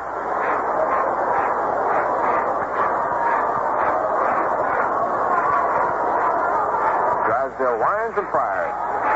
Foul tip in the glove. Campy holds on and Banks down on strike. For Drysdale, that's 5 strikeouts. Don started today with 79 strikeouts in 116 innings, so now he has 84 in 120 and 2/3 innings. Left-hand batter Walt Morin coming on, grounded out to drive in a run and singled. So he's 1 for 2, hitting .309. Swing and a miss, strike one.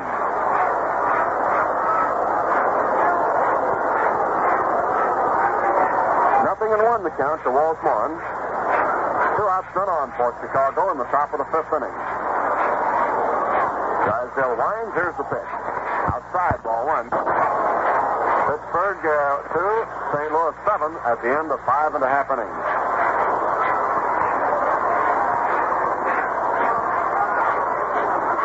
1-1 count. Here's the pitch. Inside, ball 2. Drysdale with a hard-off pitch that time. Got it inside at the hand. And a 2-ball, 1-strike count on Morin.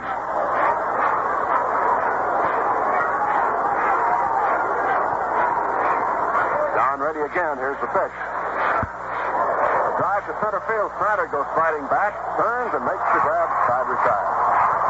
So Morin lines out straight away to Snider, and it's 3 up, 3 down. No runs, no hits, no errors, and none left on. So at the end of 4.5 innings of play, the score, Brooklyn 4 and Chicago 1. And now a word from Al Helfer. Well, say if I were to stop you on the street and ask you to tell me the one thing they brew beer for, what would you think the right answer would be? For the look of the beer? For the gold of afternoon sunlight? The snowy whiteness of a billow of foam? For the taste? The rich, mellow flavor? The zippy, appetizing flavor you don't always find? Well, you'd be right. But more than those things, what they brew beer for most of all is enjoyment. Your enjoyment. The kind of enjoyment that makes you smack your lips and say, bring on another. Brother, that's the story of Schaefer beer. It's brewed for enjoyment, for perfect look, for tops and flavor. For your enjoyment, through and through. You try Schaefer today. You'll see it's real beer.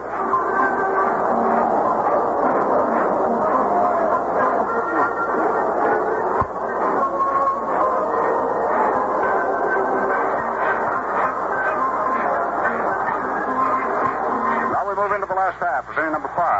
The Brooklyn Dodgers are leading in the ball game 4-1. Brooklyn 4 runs on 4 hits, no errors. Chicago 1 run, 6 hits, 1 error.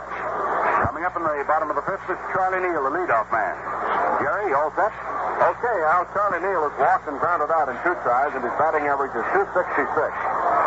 Kendall, Banks, Morgan, and Speak on the infield for Chicago, and Jim Brosnan doing the pitching. First pitch is low for ball 1. 1 ball, no strikes. Neal, Gilliam, and Snider, first 3 due up here. Dodgers with 4 in the first, lead Chicago 4-1. Cubs also got their run in the first inning. Charlie swings and misses on a fastball, and the count, strike 2.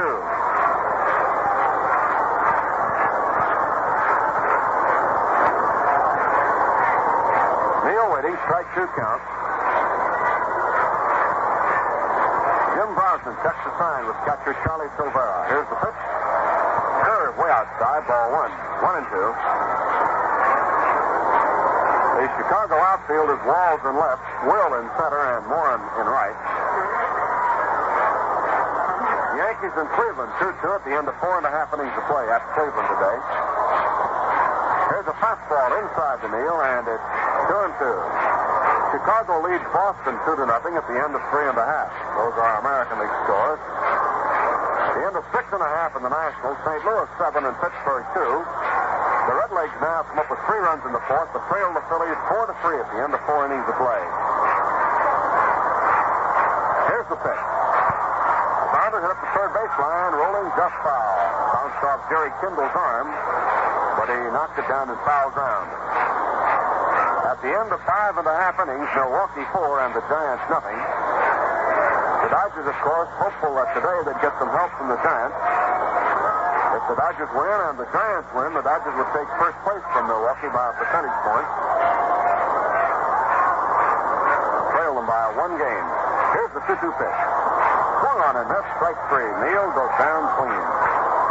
And Jim Brosnan has brought along a strikeout pitch today. He struck out 5 now.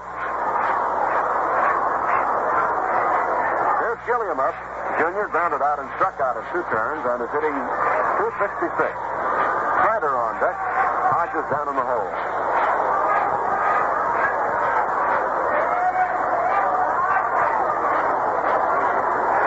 Brosnan ready. Here's the pitch. Gilliam swings a high fly to left field. Waiting in his tracks is Lee Walls. Moves 1 step to his right and makes the catch. And now let's duck in a station break. This is the Brooklyn Dodgers Radio Network. For the tops in recorded entertainment. Dial 1460 WOKO Albany, the Capital District's most talked about station.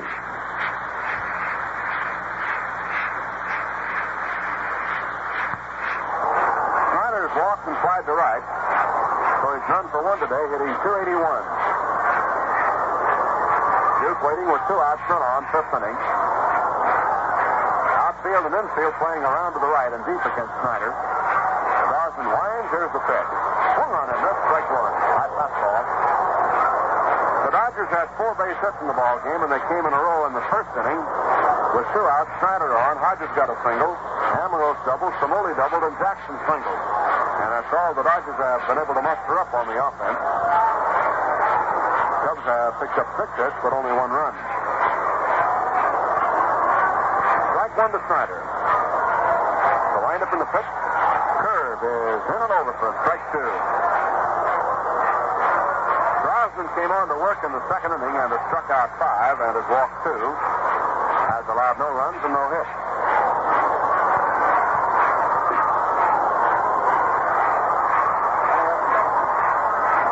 Nothing in 2 to Snider with 2 outs, none on, last half of the 5th inning.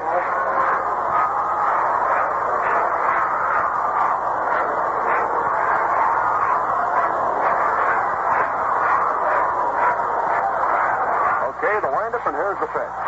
Outside, ball 1, 1 and 2.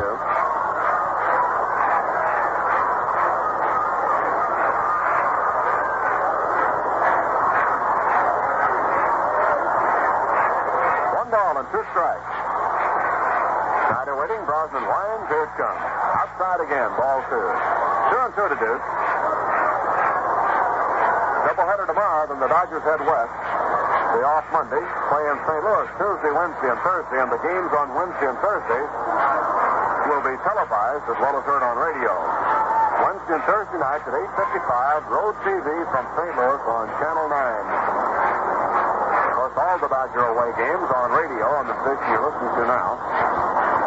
Here's the 2-2 pitch. Curveball is low, ball 3. Full count for Snider. So the Duke wandering around outside the batter's box. Snider feels that he's now attaining some of the hitting ability he had in years gone by. Duke's been hitting the ball very well. Says he's been waiting on the ball better, trying to keep his eye on it. And try to get his timing back. Feels that it's almost all set now. Ball 4 comes down, and Snider is on with a walk. Walk number 3 given up by Brosnan. And now Gil Hodges coming on. Gil got a base hit off Dave Hillman's finger in the 1st inning. Popped up in the 3rd. So Hodges hitting .305 comes on now with 1 on and 2 out. The Dodgers 4 and the Cubs 1. 3rd game of the series. Doubleheader tomorrow.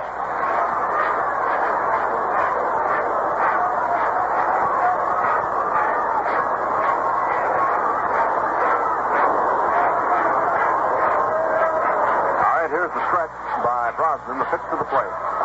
Gill takes it high. Ball 1.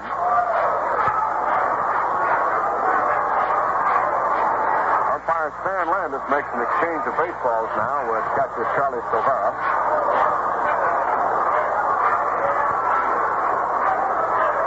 And Silvera walks to the mound with it. 1 on, 2 out, 5th inning. 4-1. The Giants failed to score in the 6th inning, and the Braves lead them 4-0. Bob Strobridge.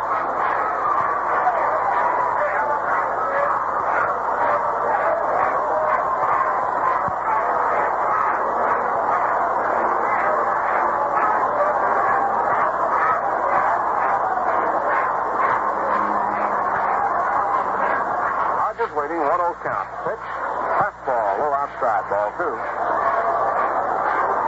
2 balls, no strikes. Well, we hope you folks can come out tomorrow and see the doubleheader. If not, a lot of big days coming up in August when the Dodgers get home.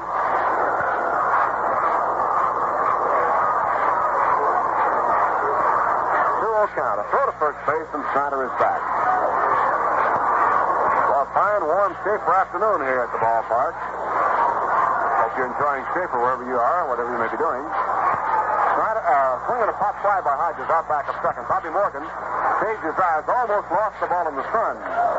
Had to kind of lean away and keep his glove covering his eyes and casting a shadow, and he made the play. So Hodges popped out to Morgan in back of second. No runs, no hits, no errors, and 1 left on. And so at the end of 5, the score, the Dodgers 4 and Chicago 1. And now, here's Al. Well, here's an announcement a lot of you folks have been waiting for. The annual Camera Day at Ebbets Field. The Dodgers Argus Camera Day for 1957 will be held on Saturday, August 24th. That's a fine day, too, with Milwaukee. So all of your camera fans, get your cameras out and polish your lenses for another big camera day. The Dodgers Argus Camera Day at Ebbets Field. Jot down the date now and write in for your tickets or pick them up at any Dodger ticket office. Saturday, August 24th. The Camera Day entry blanks are at the printers now and will be available next week. They'll be available wherever Argus camera products are sold. And, of course, at Dodger ticket offices as well.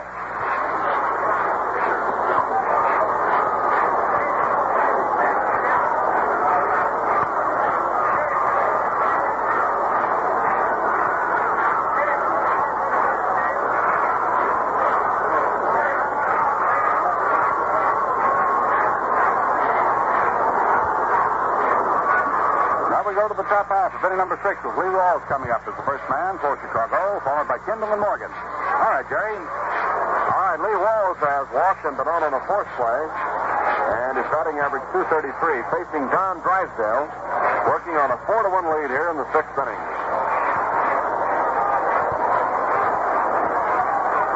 At the end of 4 innings, Philadelphia leads Cincinnati 4-3. Drysdale checks around now, gets set to go, pitching to Lee Walls. The windup in the first pitch. Bouncer foul to the left side, rolling toward the box seat railing.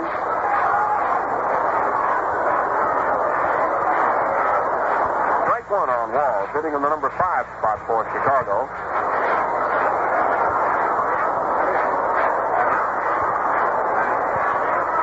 Next pitch. In for a strike 2. 0-2.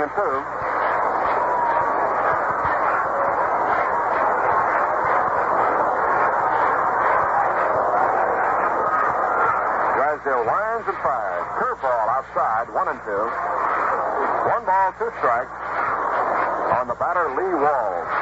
Jerry Kendall on deck and Bobby Morgan to follow. Drysdale winds and fires. Slow curve is outside, ball 2. And it's 2-2. Dodgers won a doubleheader last night from Chicago and are now 9-1 with the Cubs on the year. 2 balls, 2 strikes on Lee Walls, leading off in the 6th inning. High fly ball into center field. Snider racing over toward right center. Cimoli going over. Duke makes the call and grabs it. 1 away. Walls skies to Snider in right center. Jerry Kendall coming on is lined out to third and struck out. None for 2. And Kendall is hitting .198.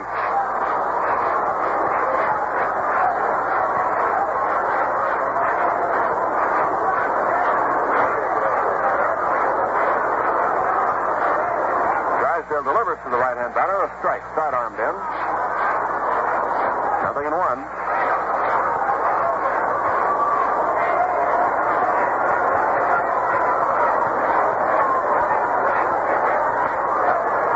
Curve low and it's ball 1, 1-1. Jerry Kendall at bat. Bonus score for Chicago.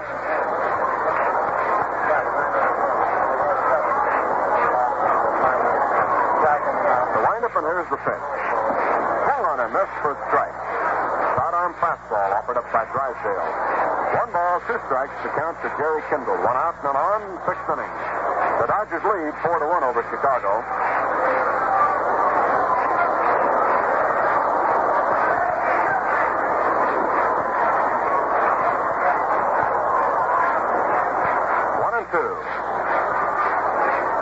Here's the windup and the pitch.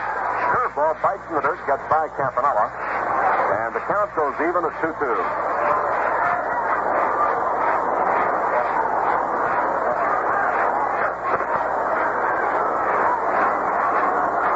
2-2. Cappy gives Drysdale the sign, and the count. Here's the pitch. Fastball came in letter high, and Kindle is caught looking. And for Don Drysdale, strikeout number 6. So we have 2 away now, and the batter will be Bobby Morgan. Slide to left and tripled off the scoreboard. Bobby hitting .228.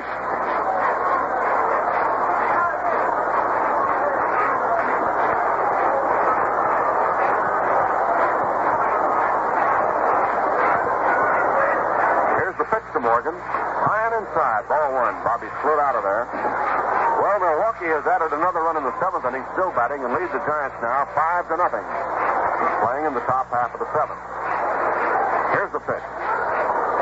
Fastball in for a strike, and the count evens 1-1 on Morgan. The on-deck hitter, the catcher, Charlie Silvera.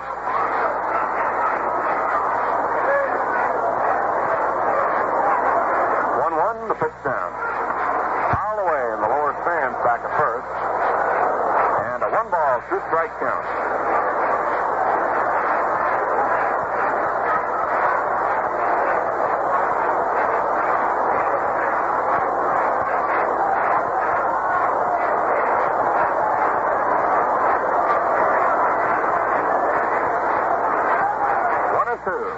Morgan waiting, 2 outs, none on, 6th inning. Drysdale winds, 5. Fastball is low, and it's ball 2. Even count now, 2 balls, 2 strikes.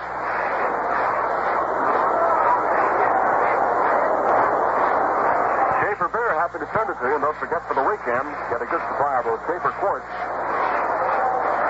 Friends drop in, or you go out to the beach or something, you'll have a good supply on hand. Morgan falls down from one as he tries to check his swing, and did in time. Campy rolled the ball back to the box. Thought he had strike 3, but Morgan falling away. Checked up on his swing, and it's ball 3, strike 2.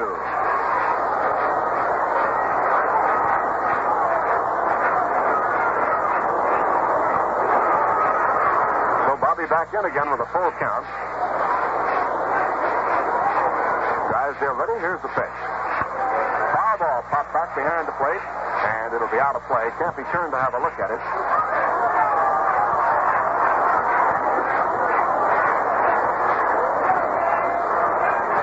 3-2 to Bobby Morgan.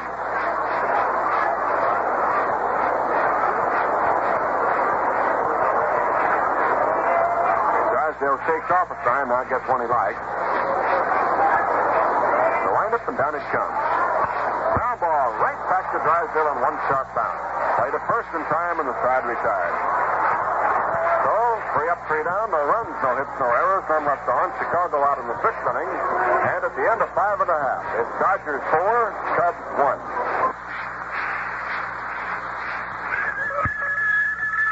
Washington, London, Bangkok, Jerusalem. From all over the world, news of the world. But the biggest news is from Rose Oldsmobile, Central and Banning in Albany. That news is over 67% of Rose Oldsmobile sales are to repeat customers, people who trade year after year with Rose. And there's a reason. Rose Oldsmobile maintains in their modern service shop all the latest equipment and instruments to give continuing warranty service on every Olds they sell. Service that continues on from the first moment the sale is made. Rose Oldsmobile utilizes only the newest, up-to-the-minute factory methods in offering this warranty service. Their mechanical experts are schooled in Oldsmobile methods. Not only that, but Rose Oldsmobile gives you a good deal. So buy from a dealer who stands behind the purchase. Rose Oldsmobile. Remember, over 67% of Rose Oldsmobile sales are to repeat customers. Before you buy any car, see Rose Oldsmobile, the Capital District's oldest franchised Oldsmobile dealer. Over 30 years at Central and Manning.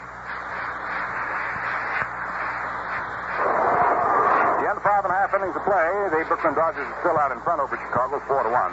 Brooklyn 4 runs, 4 hits, no errors, and Chicago 1 run, 6 hits, 1 error. In the last half of the sixth, Ambrose, Cimoli, and Jackson. All right, Jerry, we're waiting. All right, Sandy Ambrose doubled to right field in the first inning and drove in a run, then came in to score on a double by Gino Cimoli. Dodgers 4-1 over the Cubs, last of the sixth. Sandy walks in the third, so he's 1 for 1 today and hitting .301. Ambrose has been a hot hitter for the Dodgers here in the last 9 games.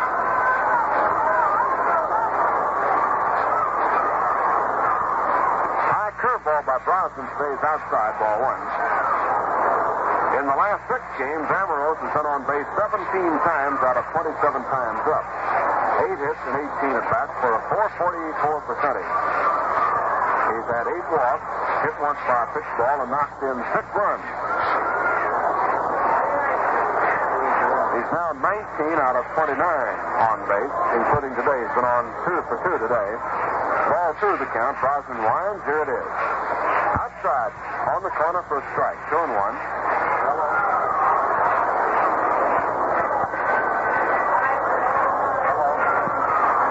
2 balls, 1 strike to Ambrose. Sandy waiting. Bat held straight up and down, waggling a bit. Takes a curve for strike 2.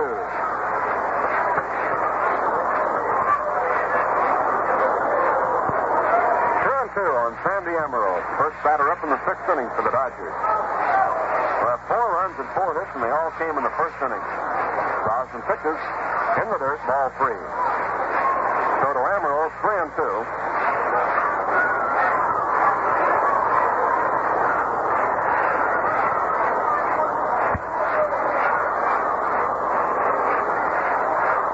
Count. Right-hander Jim Brosnan into the windup, pumps and pitches. Sandy swings a high pop foul off the left side. Back comes Charlie Silvera back toward the bat rack and makes the catch. So Ambrose fouls out to Silvera off toward the Chicago dugout on the left side. 1 away, Gino Cimoli coming on. Gino hit a double off the scoreboard in right field to drive in a pair in the first inning. So with 1 out, none on, Cimoli coming on, and the Cubs getting very effective relief pitching from Jim Brosnan. And this might be Jim's last inning. He's due to hit in the 7th inning, and we now have bullpen activity for Chicago. Here's the pitch to Gino. Swung on it, missed, strike 1.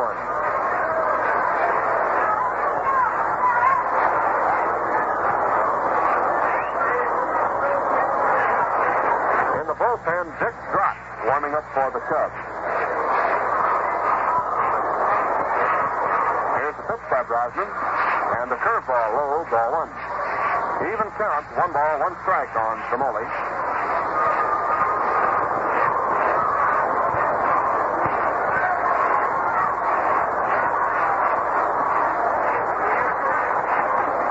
Fastball is swung on a miss for a strike, 1-2. Total crowd today of 14,686. 6758 paid, 2,108 ladies, and 6,000 not old kids.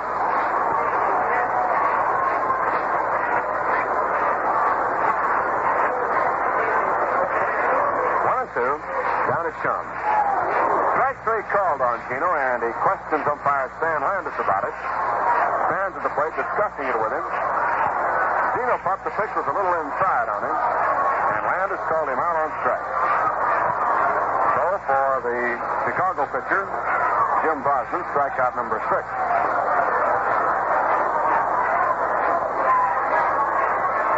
Up now, Randy Jackson has struck out and single, drove in a run. 2 down, 6th inning, and the Dodgers lead 4-1. Jackson swings a high fly to center field. Bob Will going way back for this one. Back, and it's into the center field stand. Home run.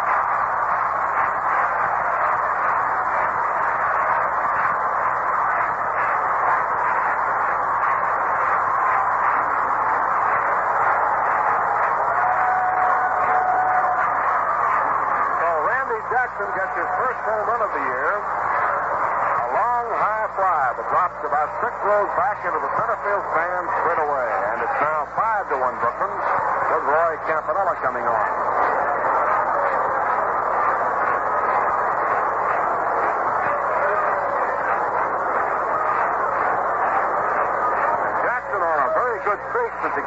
the lineup.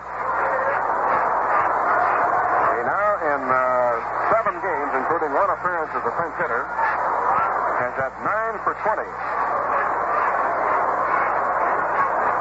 Cappy takes the curveball for a strike, and the count to him is 1-1. So Randy Jackson got his bad knee patched up. Back in action, and he's swinging a big bat. 9 hits, and let's make that 21 at bat. Fastball is low, and it's 2-1. 2 balls, 1 strike.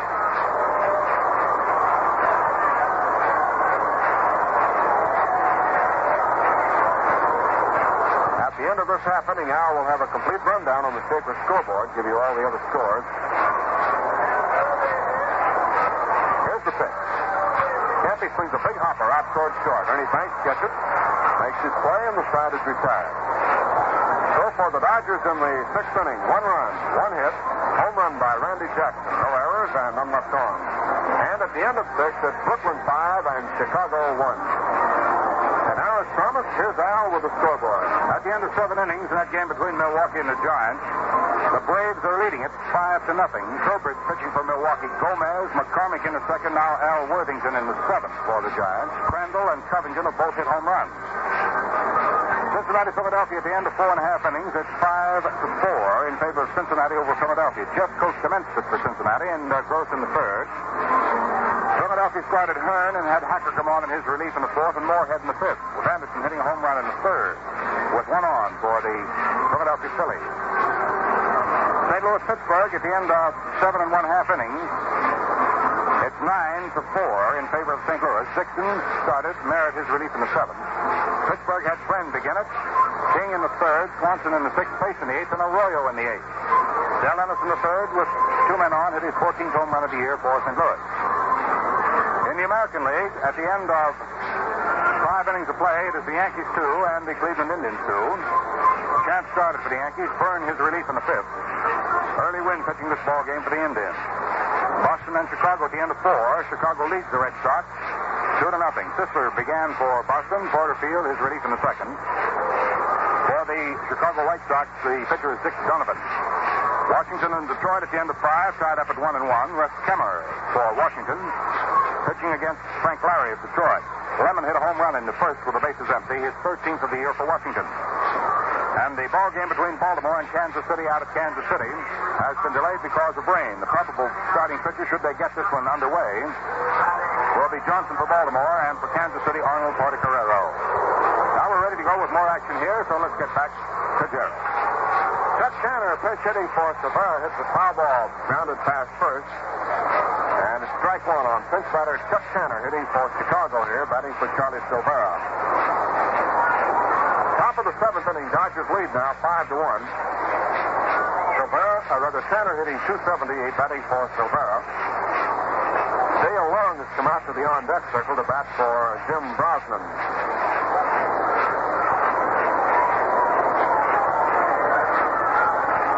Drysdale delivers a swing and a slow roller up the first baseline. And Freddie Fitzsimmons comes over to make the play on it.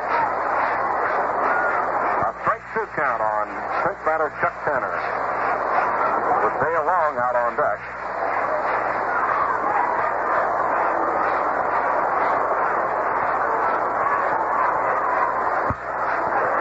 Here's a base hit lined in the right field for Tanner. Cimoli over to play it, fires it back in, and pinch batter Chuck Tanner is on with a single to right. And off Don Drysdale, base hit number 7. Here's Dale Long coming on as the pinch batter. Dale is hitting .259. On deck is Bob Will, and down in the hole is Bob Speak. In the bullpen, Dick Strott working for Chicago. So Brosnan goes off. He worked 5 fine innings, allowed 1 run and 1 hit. That was on Randy Jackson's homer. Brosnan walked 3 and struck out 6. So the Cubs bat in the 7th with 1 on, none out. Pitched to Long, fouled away. Strike 1.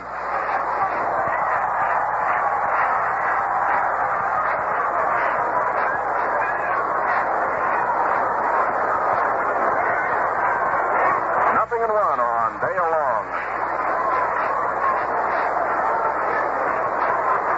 Drysdale delivers, sidearm, low, and it's ball 1, strike 1.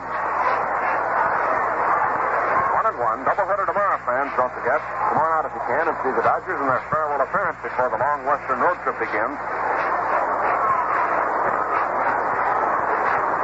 1-1 count. Here's the pitch. Outside for ball 2, and it's 2-1.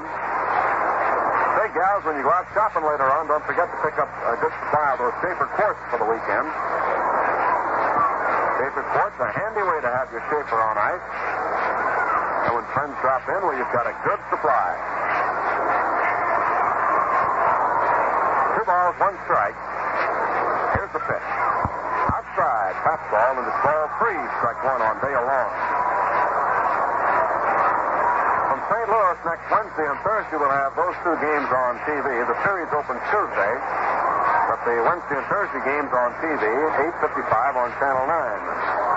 Of course, all the games on Dodger Radio Network and the station you're listening to. 3-1 West. Here's the pitch to Long. Inside, and he's on with a walk. Base on balls, number 2 by Don Drysdale. So the Cubs now trying to kick up something here in the top half of the 7th. Have 2 men on as Tanner goes to second base, and Dale Long is on at first with a walk. Bob Will comes up. He is struck out, flied out, and grounded out into hitting 237.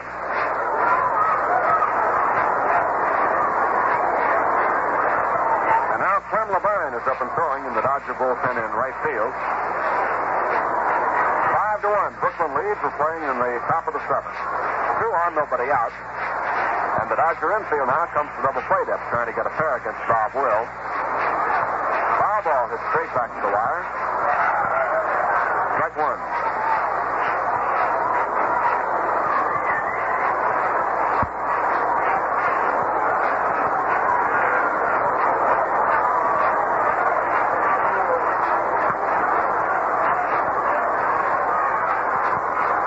Strike 1 count. Drysdale out of the stretch, checks the runners. Here's his pitch. Fouled away, right back to the wire. Strike 2.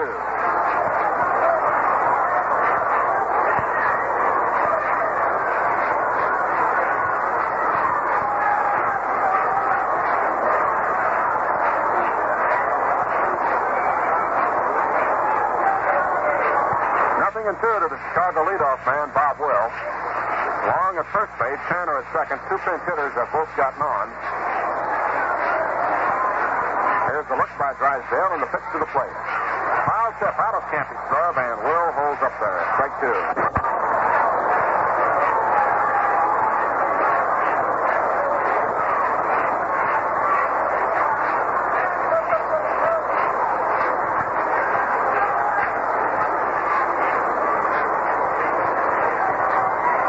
Nothing in 2.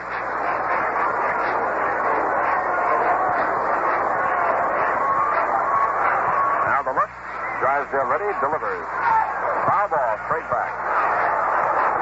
So Will getting just a piece of it. Has a strike 2 count on him with Tanner at second base and Long at first base. Chicago batting in the 7th inning. The Dodgers lead 5-1. St. Louis 9, Pittsburgh 4 at the end of 7.5. Cincinnati 5, Philadelphia 4 at the end of 4.5.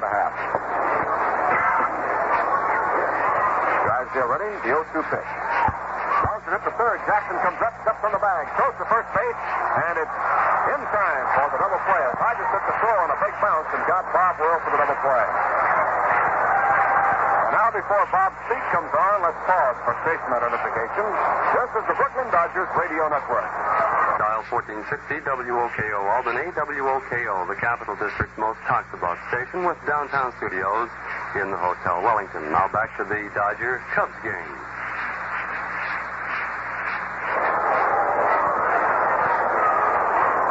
Randy Jackson took that ball just a few steps in the bag, came over and made the 4th out on Tanner coming down. Then his throw didn't have much on it to first base, but Hodges took it on the bounce and still got it in time to double up Will. On the play, Long goes into second. Here's Bob Speak at bat. 2 outs, 1 on. Drysdale now working here in the top of the 7th inning. Checks his runner. Here's the pitch. Fastball moves outside. Ball 1. Left-hand batter, Bob Speak.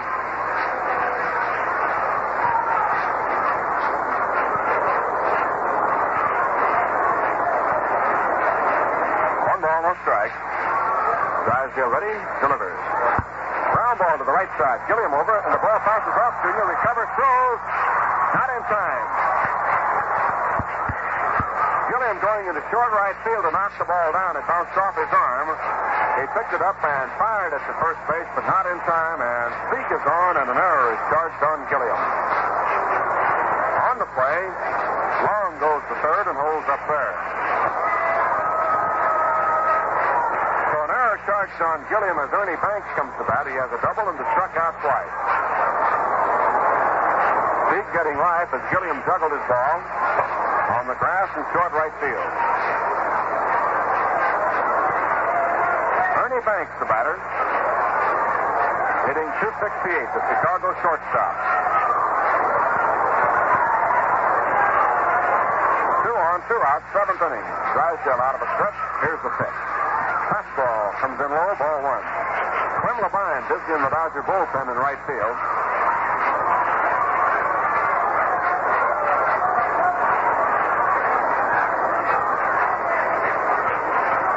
No strike. The look in the pitch. Fastball in for a strike at the knees, and it's 1-1 to Ernie Banks. 1 ball, 1 strike.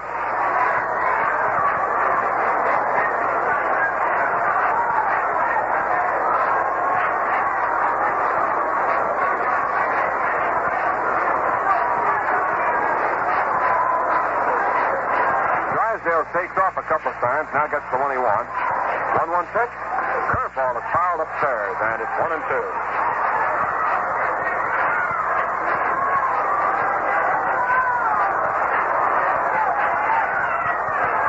One ball, 2 strikes. Ernie Banks stands in waiting. Runners at first and third, Long at third, and Speak at first. Drysdale ready. Here's the pitch. Fly ball to the center field deep. Back court goes Snider. Back, and it's gone. Home run for Banks in the center field stand.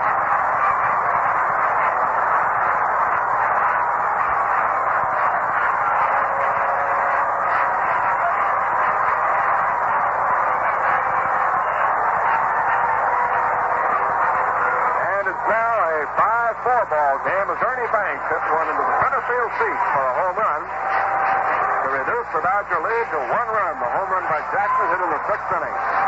Up now is Walt Moran, who has singled once in 3 turns at bat. So 5-4 as the Dodgers lead the Cubs here in the 7th inning. Moran waits. Drysdale now steps off. Moran, the big left-hand batter, and the Chicago right fielder is hitting .308. So Ernie Banks wraps his 19th of the year and drives home 2 in front of him. And puts the Cubs right back in business.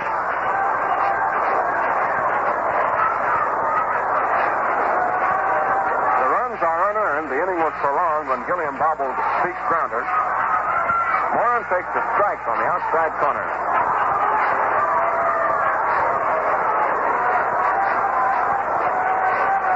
Top of the 7th inning.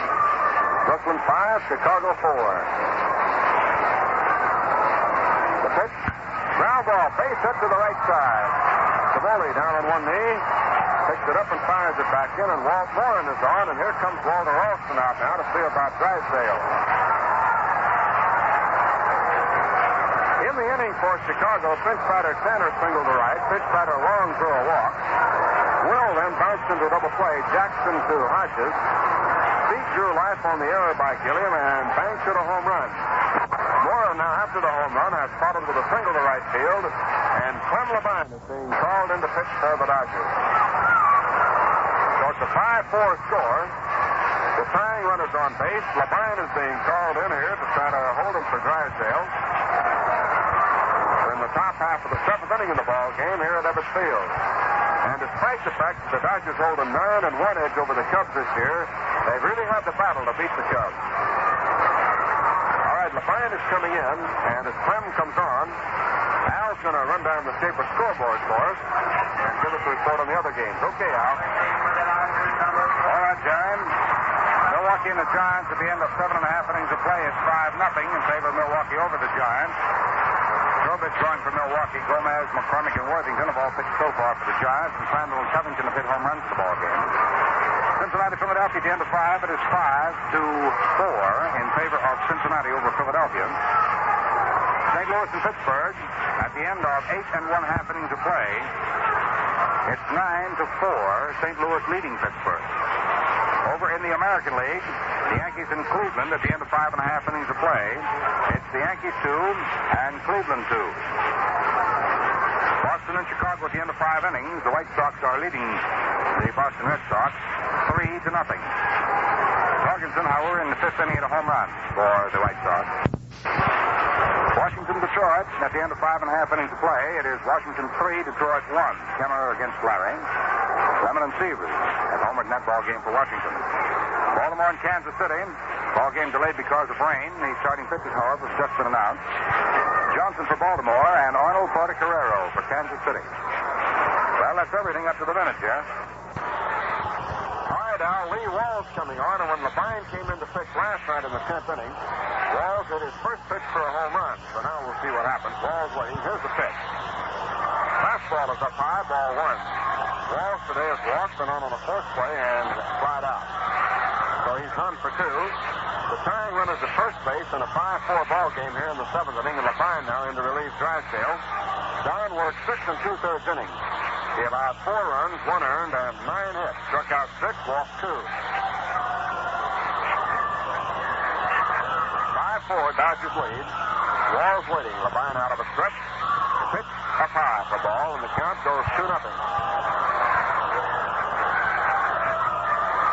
Levine is making his 38th appearance of the year. His record is 4 wins, 5 losses.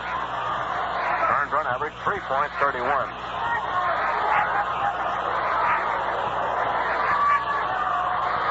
No strikes. Walls waiting. Levine's pitch.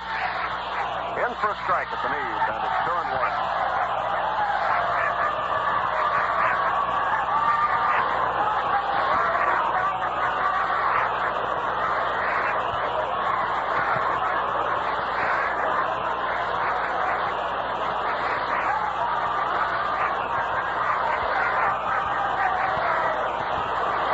Two balls, 1 strike, 2 outs, 1 on.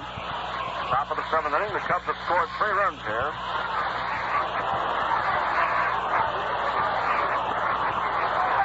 Here's the pitch. Swung on, and that's strike 2. Good sinker fired in by Levine, and Walls goes for it. 2-2. Dale Long is loosening up in the bullpen. Might be that he's going to go into the lineup. He went in for a pinch hitter. As a pinch hitter for Brosnan, he may stay on. 2-2. Check of the runner. Here's the pitch. Curveball bounced through the hole to left field, and it's a base hit. So Walls is on with a single left, and the tying run advances to second base in the person of Walls Moran. Up will be Jerry Kindle. 2 up, but he may not bat. Kindle has struck out twice and lined out.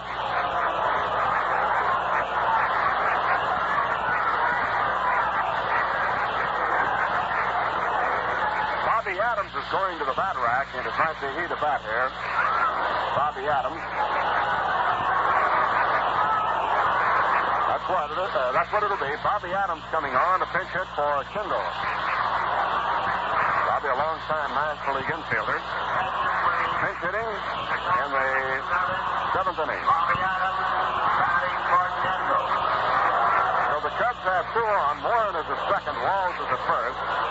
And Chicago has 4 runs on 10 hits. The Dodgers have 5 runs on 5 hits. Chicago was 3 in here in the 7th inning, and it's 5-4. The Giants have scored 2 on Milwaukee in the 8th, and they're still batting, and it's 5-2 in that one. Bobby Adams coming on. Was picked up from the minor league, from the Coast League by the Cubs. Bobby, a right-hand batter. 2 men aboard. Top of the 7th inning. Check for the sign and the pitch. Ground ball to shortstop. Neal with it. Down to second base in time, and the side is out. So Adams rolls out to shortstop, and the force play on Walls retires the side. In the inning for Chicago, 3 runs picked up on 4 hits. 1 error, and they left 2 on. So at the end of 6 1/2 innings of play, the score, the Dodgers 5 and Chicago 4. Well, a warm day, a warm Schaefer day. Al, talk to me about Schaefer. That'll do, Jerry. You know, I was just thinking on a warm day, as you just mentioned, the old refrigerator is a mighty useful way to keep your Schaefer beer cool and happy, just waiting for you to take it out and drink it. Only thing is, if you're going to take it out, you've got to put it in there first. And it's a real sad feeling to reach in there and find nothing. Just in your throat screaming for relief. Well, the best way I know to keep that refrigerator filled with refreshing Schaefer beer is to pick up handy Schaefer 6-packs whenever you're out shopping. You can spot them easy in the store with the gay, colorful seams on the white crust. You just pick them up with 2 fingers. They're so light and so easy to handle. They're easy to store, too, thanks to the neat modern design. Each one holds 6 full cans of good Schaefer beer, and when you want to get out the cans, you just flip open the perforation. It's as simple as that. The Schaefer 6-pack. Real convenience and real enjoyment, too. For those cans are filled with Schaefer beer. It's real beer.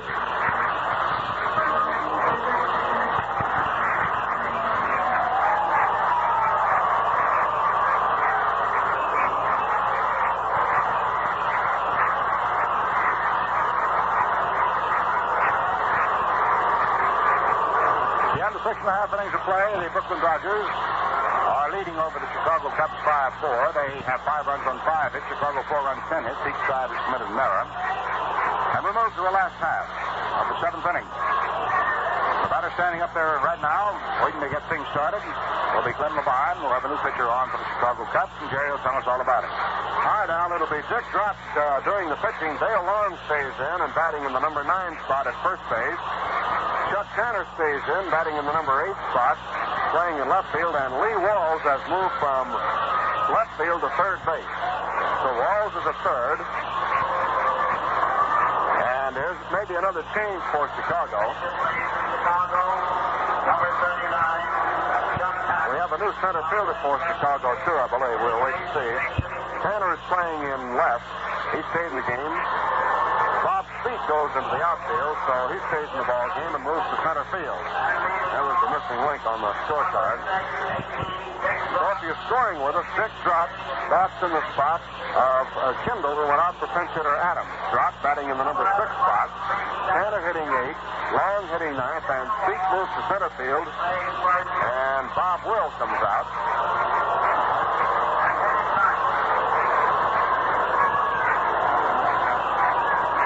Last of the 7th inning, Levine steps in.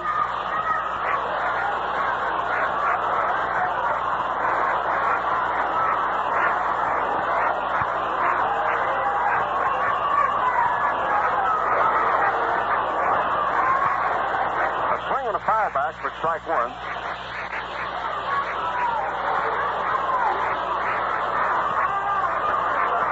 The new catcher is Jim Fanning, and he's hitting in the leadoff spot. So we got them all on the book now. And this batting order for Chicago is really messed up now. Ball 1 to Levine, and it is 1 ball, 1 strike. Last of the 7th inning, Dick drop pitching. Jim Fanning is doing the catching. Walls the third. Moving from left field. Levine swings and doesn't get it. Strike 2, 1 and 2. Walls playing third. Tanner stays in and plays in left field. Long is playing at first base, stays in. And Bob Speak moves to the outfield playing center, and Fanning bats in the leadoff spot, replacing Bob Will. Well, the Giants are going. They've got 4 in that inning, and still batting. Strike 3 called to Levine, and he's out on strike. Strikeout number 1 for the Chicago pitcher, Dick Drop. The Giants now trail by 1 run to Milwaukee, 5-4, and they're still batting in the last half of the 8th inning. Score 5-4. The Dodgers lead, batting in the last of the 7th inning with Charlie Neal coming on. Charlie is 0 for 2. Right-hander Dick Strott for Chicago. The wind-up and pitch. Curveball is in for a strike. Strott played at Los Angeles last year. He won 13 games and lost 10.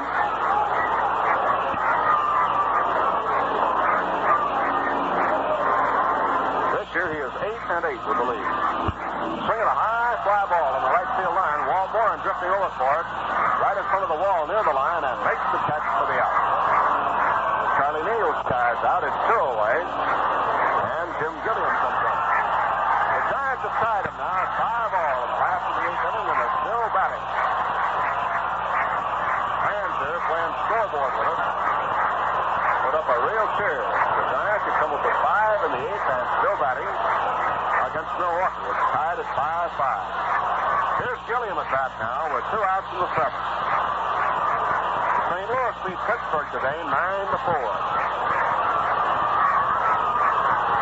Gilliam jumps back to a fastball, and it's ball 1.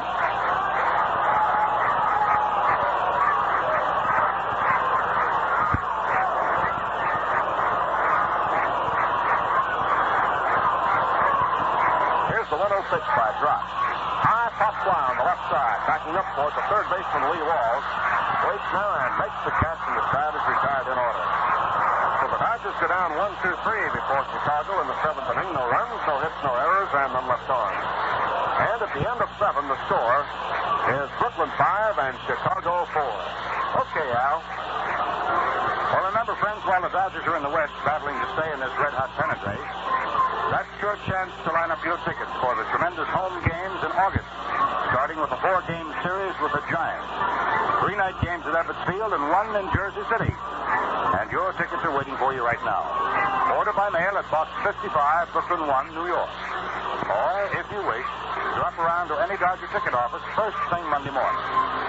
If you've been out of town, missing all this exciting baseball, plan right now to see your Dodgers in action when they get back home. So, you hop right and get your tickets first thing Monday morning, huh? The end of 7 innings of play. The ball game is tightened up considerably. For Brooklyn, 5 runs, 5 hits, and 1 error. Now for Chicago, 4 runs, 10 hits, and 1 error. We go to the top half of the 8th inning with Morgan coming up for Chicago to face Clem Levine. Let's get right back to Jerry. Okay, Al, will be Morgan, Tanner, who batted for Silvera, and Long, who batted for the pitcher Brosnan. For Chicago here in the 8th inning, and Levine now trying to hold him. Clem was the winning pitcher in the first game last night. Right now, Sandy Koufax gets up and starts throwing in the Dodger bullpen down in right field. A couple of left-hand batters do up, Tanner and then Long. So Koufax tunes up. All right, Levine set the pitch to Bobby Morgan, who has 1 for 3, tripled in the 4th inning, and then was stranded at 3rd. Levine delivers, and the curve is in for strike 1.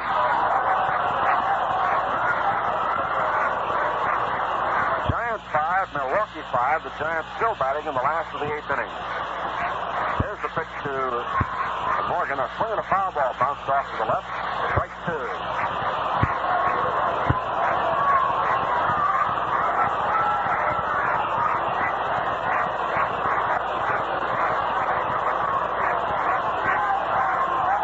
Nothing and 2 the count on Bobby Morgan.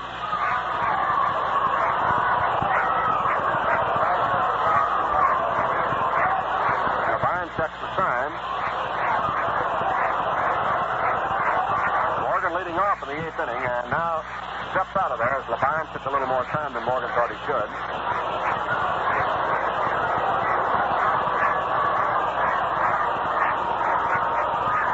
Cincinnati 5, Philadelphia 4 at the end of 6 innings of play. The Phils got off to a 4-run lead but couldn't hold it. They're having their troubles now. They've fallen to 5th place, 2.5 back.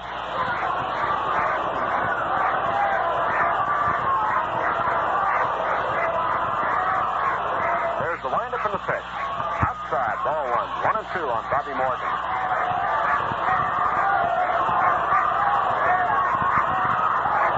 Final score, St. Louis 9 and Pittsburgh 4 to even up that series. Levine ready, delivers. Curveball is way outside, ball 2. 2 and 2 to lead off Bobby Morgan. Leading off here in the 8th inning for Chicago. Chuck Tanner hitting 8th is on deck, and Dale Long hitting in the number 9 spot to follow.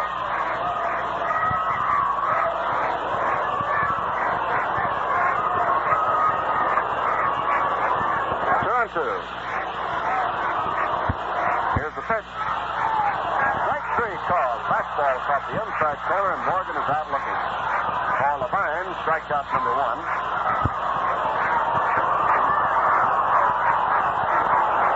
the Giants settle for those 5, and it's all tied. 5-5 at the end of 8 at the Polo Grounds.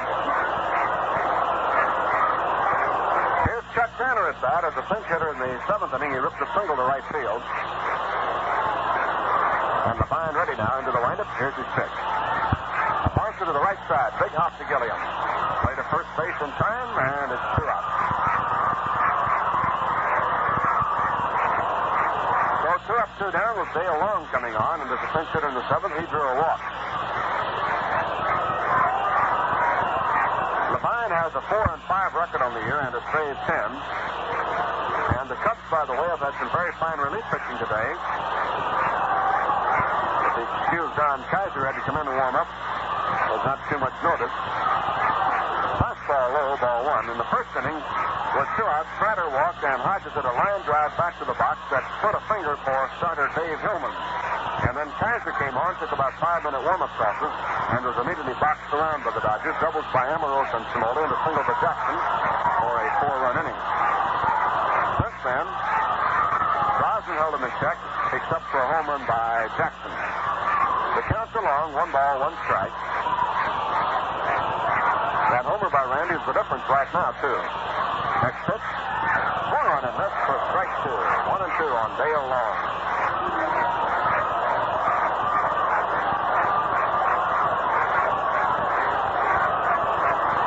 Ball, 2 strikes. 2 outs in the 8th inning. Dodgers lead 5-4. Curveball is outside. Ball 2. Even count now. 2-2 to Dale Long.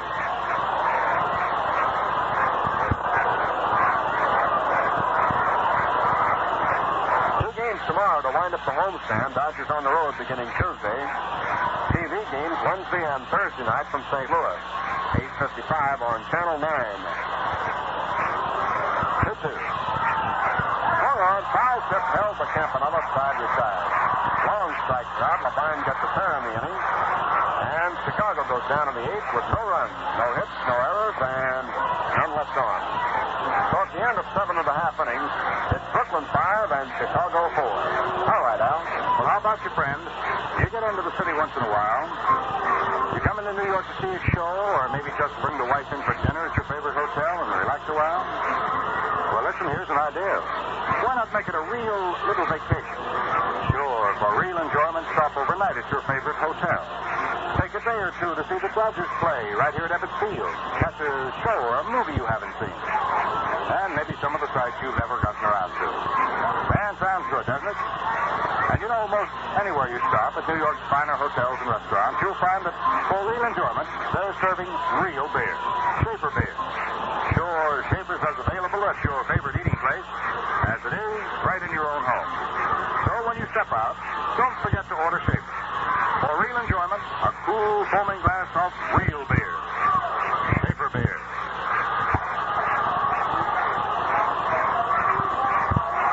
Duke Snider will be the first hitter in the last half of the 8th inning. He'll be followed by Hodges and then by Amorose.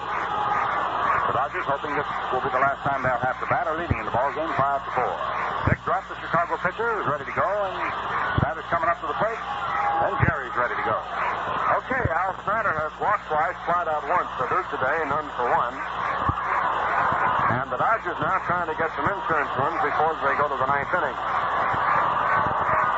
Duke Snider in waiting.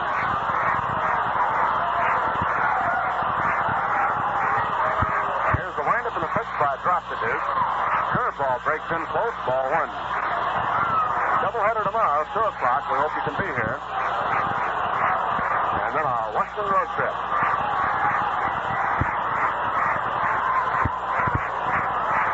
Ball 1 count to Snider. Takes the next pitch low, and it's ball 2.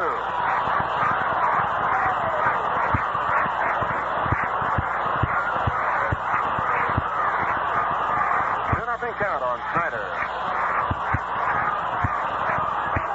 Big drop for Chicago, the 4th Chicago pitcher. Extra time, Snider waits. Down it comes. On the corner for a strike, and it's 2-1. 2 balls, 1 strike.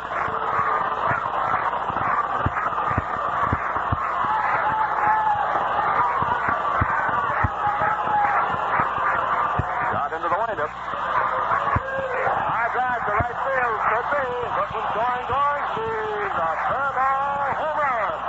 300.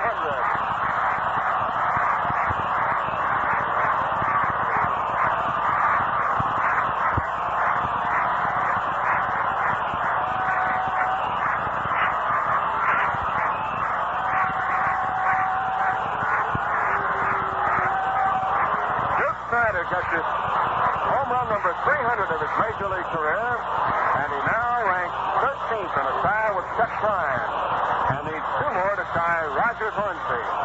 And for Snider, number 24 on the year, and he's had 8 home runs in the last 10 games. Boy, that Duke has really felt them now, hasn't he? 6-4, Dodgers lead. Hodges takes the fastball inside, ball 1. 8 home runs in 10 games for Snider. Duke really came to life. He's had 24 home runs now, and he's second in the league. Curveball is swung on by Gale, and it's strike 1, 1-1. The Dodgers 6 and Chicago 4 here in the last half of the 8th inning.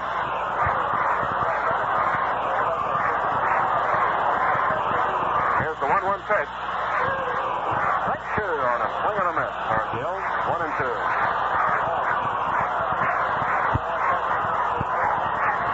The Dodgers now 6 base hits and 2 home runs. Jackson had 1 in the 6th inning. Snider here in the 8th. Here's the 1-2 pitch. Curve is inside, ball 2. 2-2 on Hodges. The on-deck hitter is Sandy Amaro. Milwaukee and New York tied at 5-5 playing in the 9th inning, and the Dodgers, of course, pulling for a win for the Giants. Wanting to beat the Cubs so they can take over first place if that happens. Ball 3 on a curve outside and a 3-2 count on Hodges. Well, fans, it promises to be a hot weekend, so just to make sure you have enough thirst-quenching Schaefer on hand, better pick up a few Schaefer quarts. 32 ounces of golden goodness to a bottle. 3-2 to Hodges. Foul ball, straight back.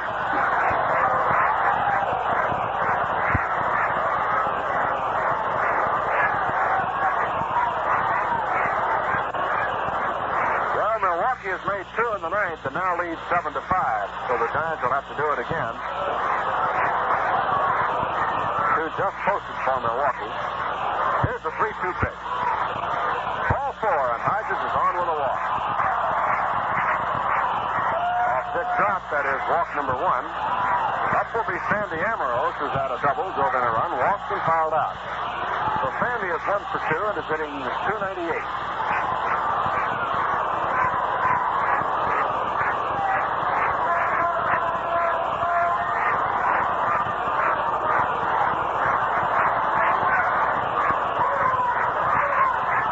Dodgers, last of the 8th, 1 on, none out. Amaros waiting.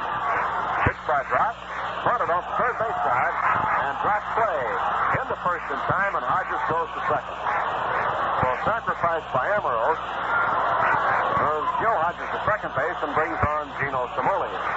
Gino doubled to drive in 2 in the first inning, is popped out and struck out. 1 for 3 today, hitting .299.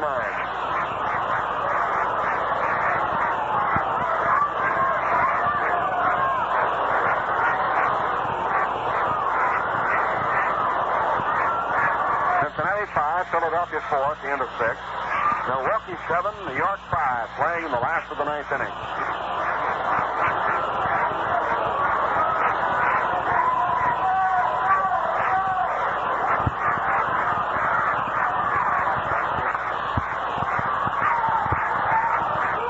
Curveball comes in low, ball 1.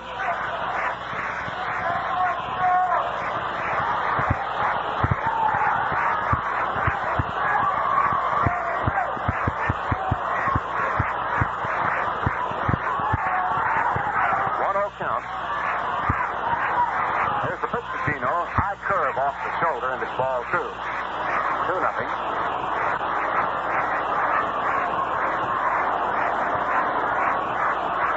2 balls and no strikes on Cimoli.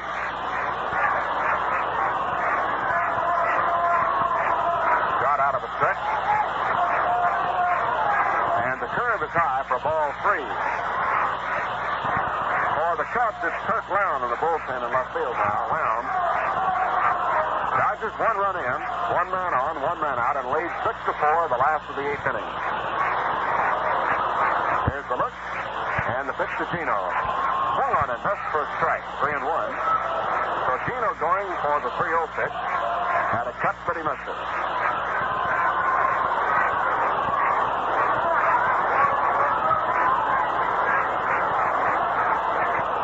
3 balls, 1 strike. Drop ready again. Belitskin, here's the pitch. Strike 2, fastball, knee high on the outside corner.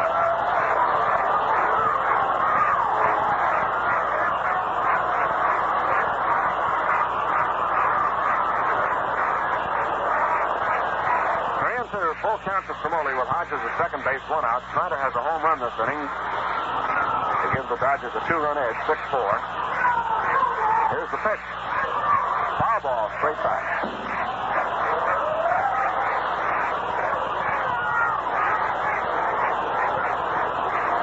So a full count to Cimoli stays up there, 3-2.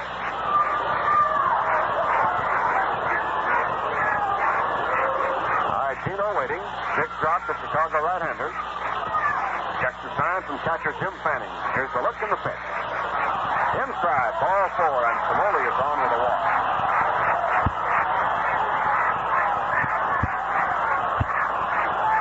Coming on now is Randy Jackson, has had a single in a home run, has driven in a pair of runs and scored 1. Jackson hitting at .234. Coming on here in the last half of the 8th inning. Ransom Jackson. Hodges on second, Cimoli on first. With 1 out here in the 8th inning.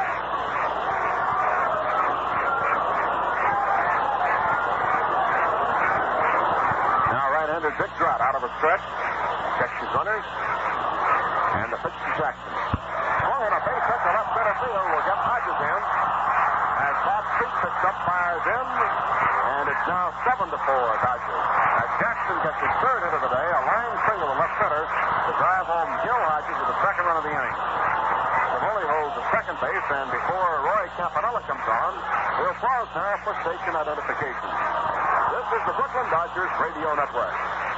Peter Tripp plays the nation's best-selling records every Dial 1460 WOKO Albany, the Capital District's most talked about station with downtown studios in the Hotel Wellington. And now back to Brooklyn Dodger baseball, the Dodgers and the Cubs.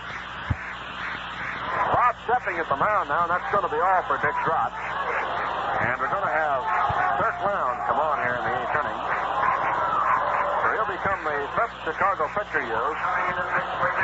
Dick Drott worked 1 1/3 innings. Has been touched for 2 runs and has 2 runners on base charged to him. And he's allowed 2 hits, struck out 1 and walked 2. Final score, Milwaukee beat the Giants 7-5. Well, for Randy Jackson now, 10 hits and 22 at-bats since he got back to action. So Randy's been carrying a hot bat along with Gilliam and Snider and Amarillo. So Lown comes on and Dick Drott comes off, and while the change is being made, we'll call in Al for a rundown on the Paper scoreboard. Okay, Al. Well, I just told the folks Milwaukee has beaten the Giants 7-5. Cincinnati, Philadelphia at the end of 7. It's 5-4 in favor of Cincinnati over Philadelphia. St. Louis defeated Pittsburgh 9-4. And at the end of 7 innings, it's still tied over in the American League between the Yankees and Cleveland. The score there is 2-2. Boston and Chicago at the end of 6.5 innings. It's 3-0. Chicago leading Boston. Washington and Detroit at the end of 6.5 innings. It is 4-3. Washington leading Detroit. Baltimore and Kansas City had their ball game start delayed because of rain, but they've gotten it underway now. With Johnson going for Baltimore and Porter Carrero for Kansas City at the end of 1 inning, there is no score. Repeating, Milwaukee defeated the Giants 7-5 this afternoon. Kirk Lown is on now to pitch for the Chicago Cubs in the last half of the 8th inning. He'll be going to Roy Campanella. The score here at this particular moment is 7 runs, 7 hits, and 1 error for Brooklyn. For Chicago, 4 runs, 10 hits, 1 error. Lown's about ready to go. Campanella coming up to the plate, so let's get back to Jerry. All right, Al. Campy has gone 0 for 2 today since he replaced Johnny Roseborough in the 4th inning. Roseborough got a foul ball on his finger and had to retire. So Lown comes on with 2 in, 2 on, 1 out. Dodgers lead 7-4.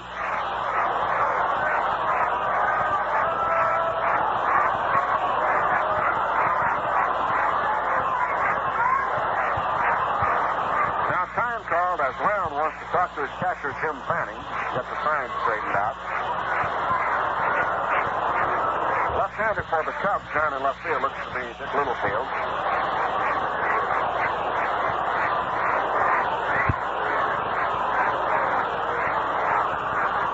All right, conference over. Back comes Fanning. Campanella waiting. Kurt Lown set to go.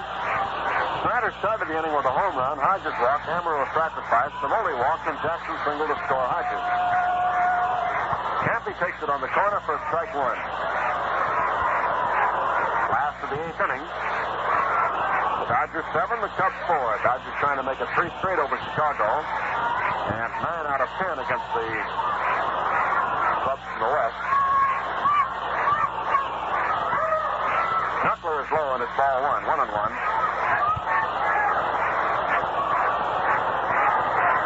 The only game the Dodgers have lost to the Western clubs was that 7-3 ball game to St. Louis. Won all the others here. 1-1 count. The look in the pitch. Outside with on the corner for a call strike 2. Van Harris with a bit of a delayed call that time. 1-2 to Campanella.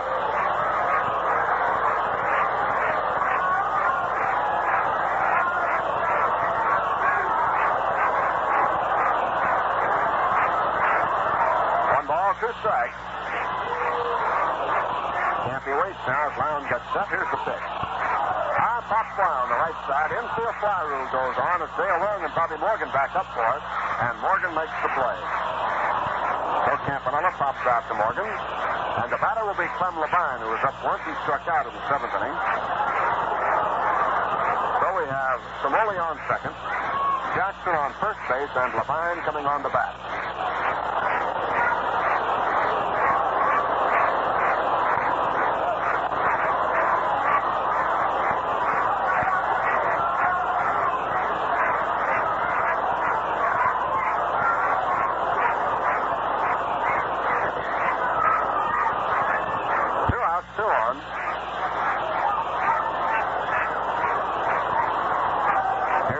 Stretch by Lown and the looks to the runners. Pitch to the plate. Swung on by Levine. Strike 1. Clem had gone too far around. He tried to hold up, but it cost him for a strike.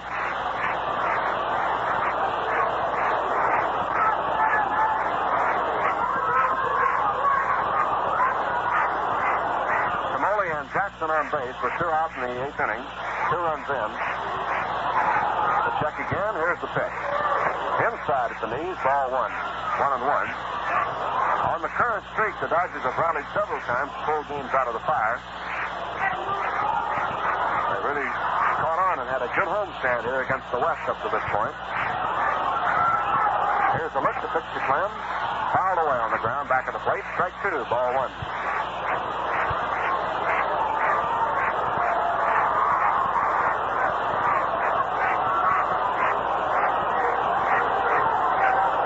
Two strikes.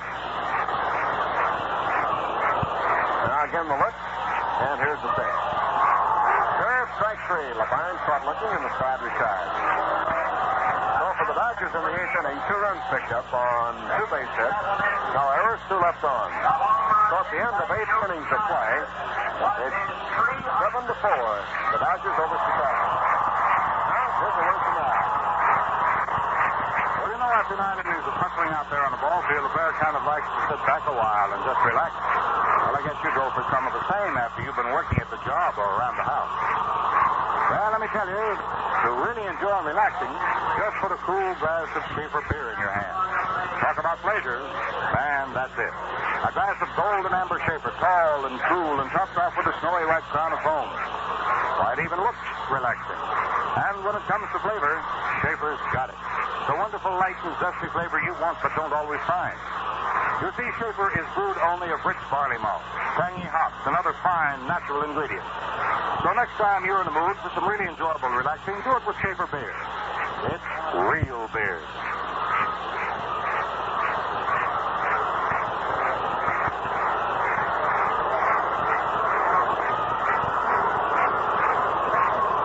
It's the last call for the Chicago Cubs as they move to the top for the 9th inning. For Brooklyn, 7 runs, 7 hits, 1 error. And for Chicago, 4 runs, 10 hits, 1 error. Jim Fanning. Coming up to the plate now is the leadoff man for Chicago. Let's get back to Jerry. Okay, Al. Labine ready to pitch to him. The pitcher swung on him. This strike one. Milwaukee got 2 in the ninth, as we told you, to beat the Giants, 7-5. The winning pitcher, Johnson, the loser was Griffin. 7-9-1 for Milwaukee and 5-8-0 for New York. And Covington hit a home run in the ninth inning with 1 on to win it. That was his second of the game. Here's strike 2, fired into Fanning, and it's 0-2. Labine trying to get his 11th save of the year to hold this one for Don Drysdale's 8th win. Dodgers lead 7-4 in the ninth. Here's the pitch. Curveball tapped on the third base line, foul. At the end of 7 innings of play, it's still Cincinnati 5 and Philadelphia 4. Well, let's see. The Dodgers, by winning, have not gained on St. Louis if they win, and they have not gained on Milwaukee. But they can gain on the loser of the Cincinnati-Philadelphia game. Those two clubs in 4th and 5th.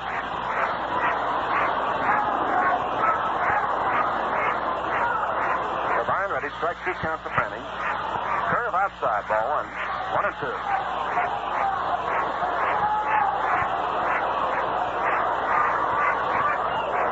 Fanning at bat, Bob Speak on deck, and Ernie Banks to follow. Labine ready, the 1-2 pitch. Curveball is in and over, strike 3 as Fanning sat down in the batter's box trying to get away from the pitch. And the curve broke so much that it hit the inside corner as Fanning fell down trying to back up from it. Boy, Labine really sent that one in there, rolled it off the table. For Labine, strikeout number 3. Fanning was having no part of that one, and it caught the strike zone. Here's Bob Speak at bat now. He has 1 hit, 4 strides. So in the ninth inning, 1 out, none on. Labine ready. Here's the pitch. Fastball is outside, ball 1. Labine had a good start. He won 3 in a row, then he lost 5 in a row and was ineffective in relief for a while, but last night he came on to get a win. There's a ground ball to the right side, 1 big bounce to Gilliam. Play to first, and that's 2 out. Ernie Banks coming on. Had a double in the first inning and a home run in the 7th inning with 2 on.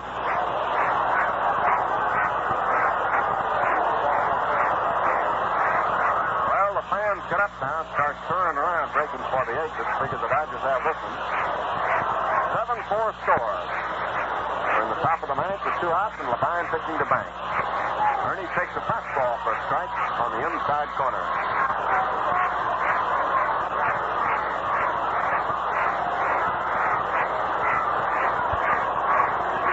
Labine ready. Banks leans in over the plate, and the fastball is outside, ball 1.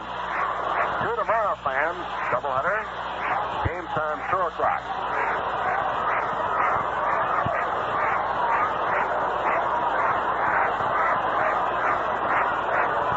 One ball, 1 strike. Here's the pitch. High fly ball to left field, and this one could go all the way. Ambrose backs up for it, but it's gone for a home run for Ernie Banks. The second of the day, and his 20th of the season. Banks had 1 in the 7th inning and now gets 1 here in the 9th inning. So the 2 runs the Dodgers got in the 8th inning were certainly needed because that is run number 5 for Chicago, and the Dodgers went to the 8th, leading 5-4. So Banks with his second home run, and he also has a double today, and he struck out twice. Here's Walt Morin at bat with a 7-5 score. Off Labine, run number 1, and hit number 1. Here's the pitch. Morin takes it outside, ball 1.